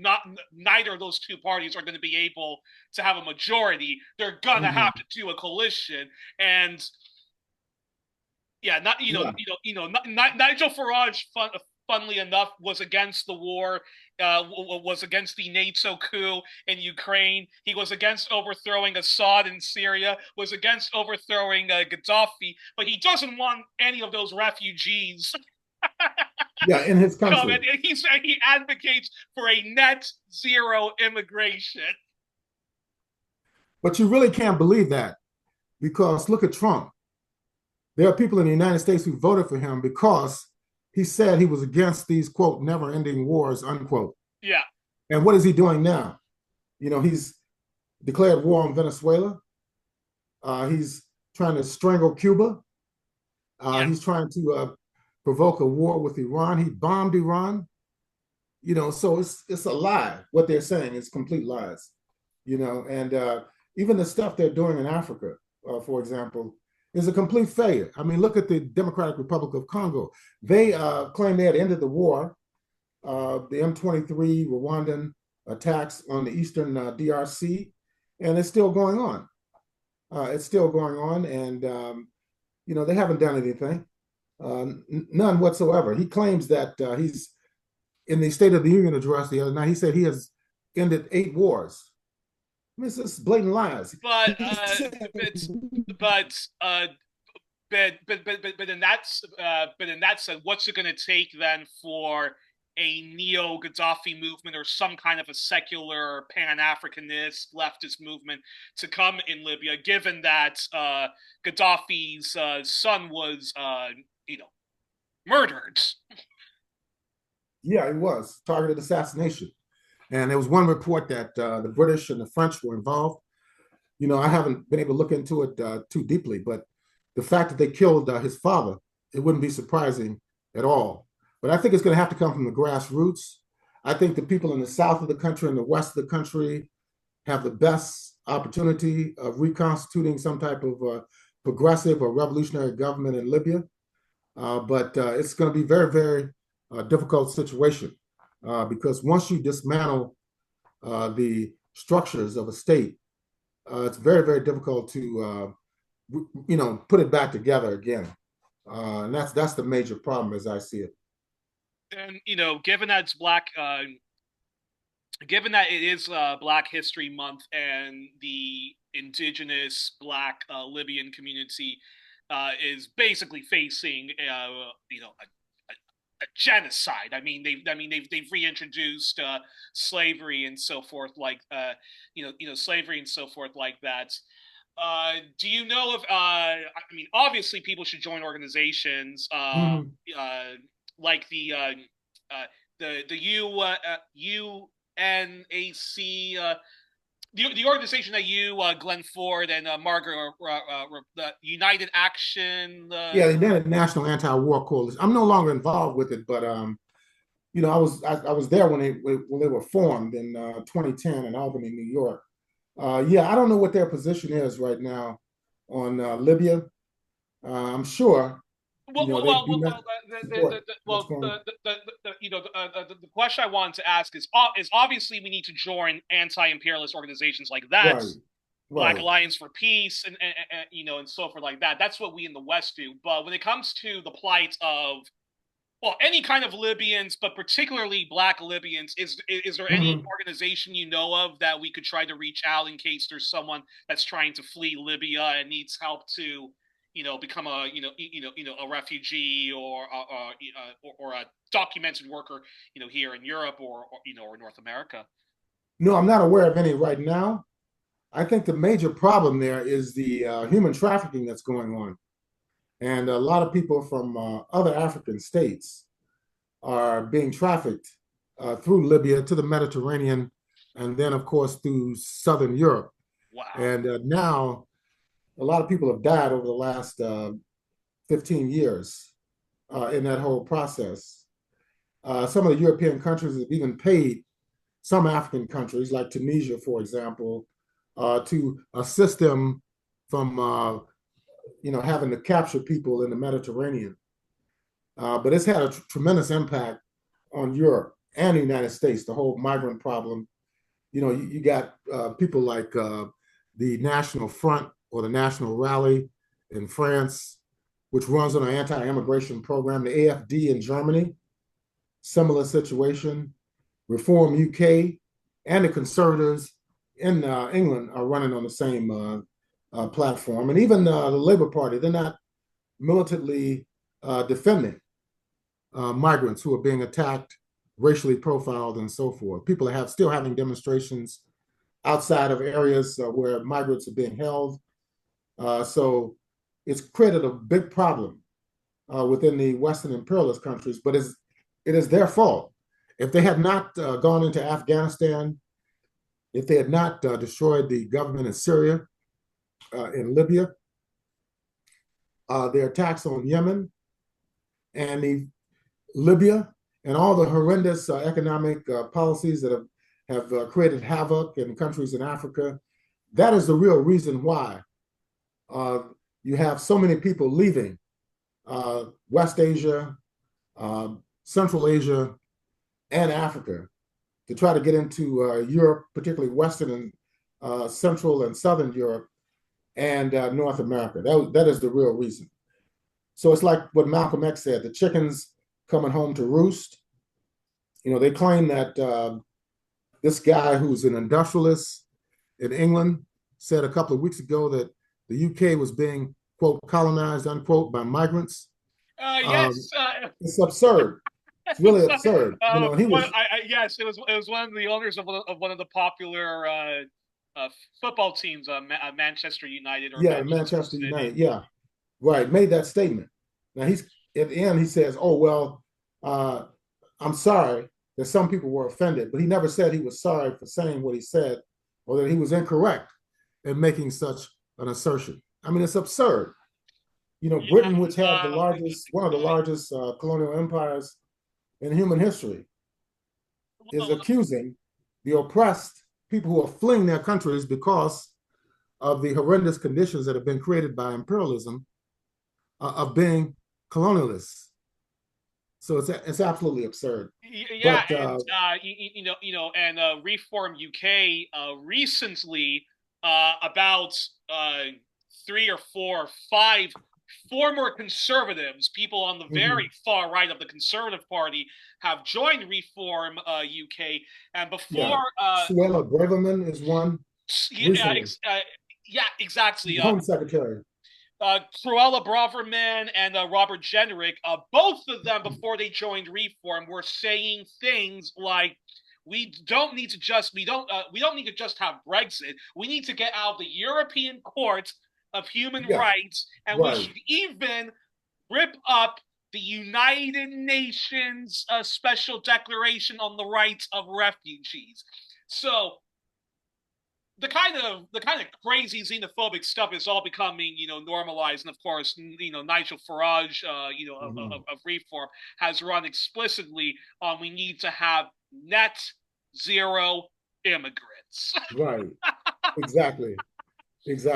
And then Marine Le Pen, credit where credit is due. The National Front was against overthrowing Libya, was against overthrowing the Syrian Arab Republic. But when it comes to the refugees, they still say, no, you need to kindly F off. Well, the thing is, they weren't in power when these military operations took place. Just like Trump, was saying that, he was opposed to this war, that war, whatever. But now he's in office and the wars are not stopping. So it's just a sham. It's just a pretext to get elected because they know the majority of people in the United States and in the Western European countries are against these imperialist wars because of the impact they have domestically. So they can say whatever they want to say, but they're just trying to con people to vote for them. So when they get in office, they can continue the same imperialist project internationally and also the same fascist program domestically. Well, on that note,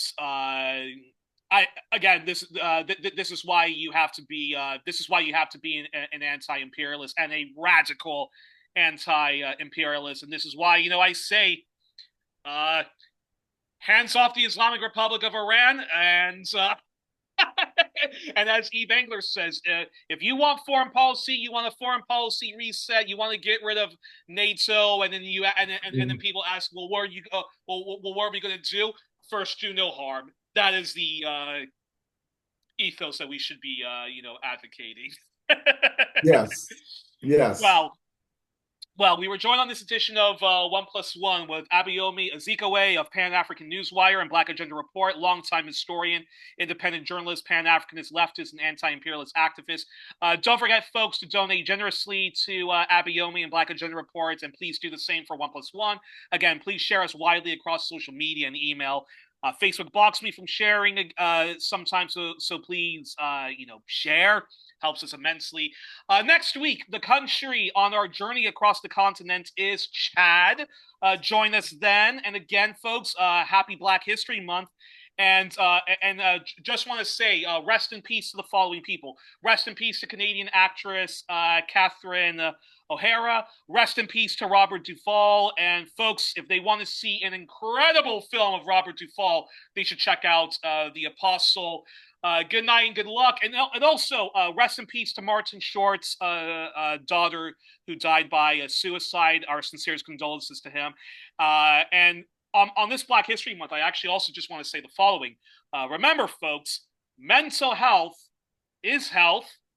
Please do not suffer in silence. You are not alone or unloved. It's not taboo. And may the Black community and all marginalized, colonized communities think of that, especially on Black History Month, as we continue our intergenerational trauma and we have to overcome it. And again, mental health is health. Good night and good luck, folks. Bye till then. And Abayomi, as always, thank you for coming on the program. Thank you for the invitation.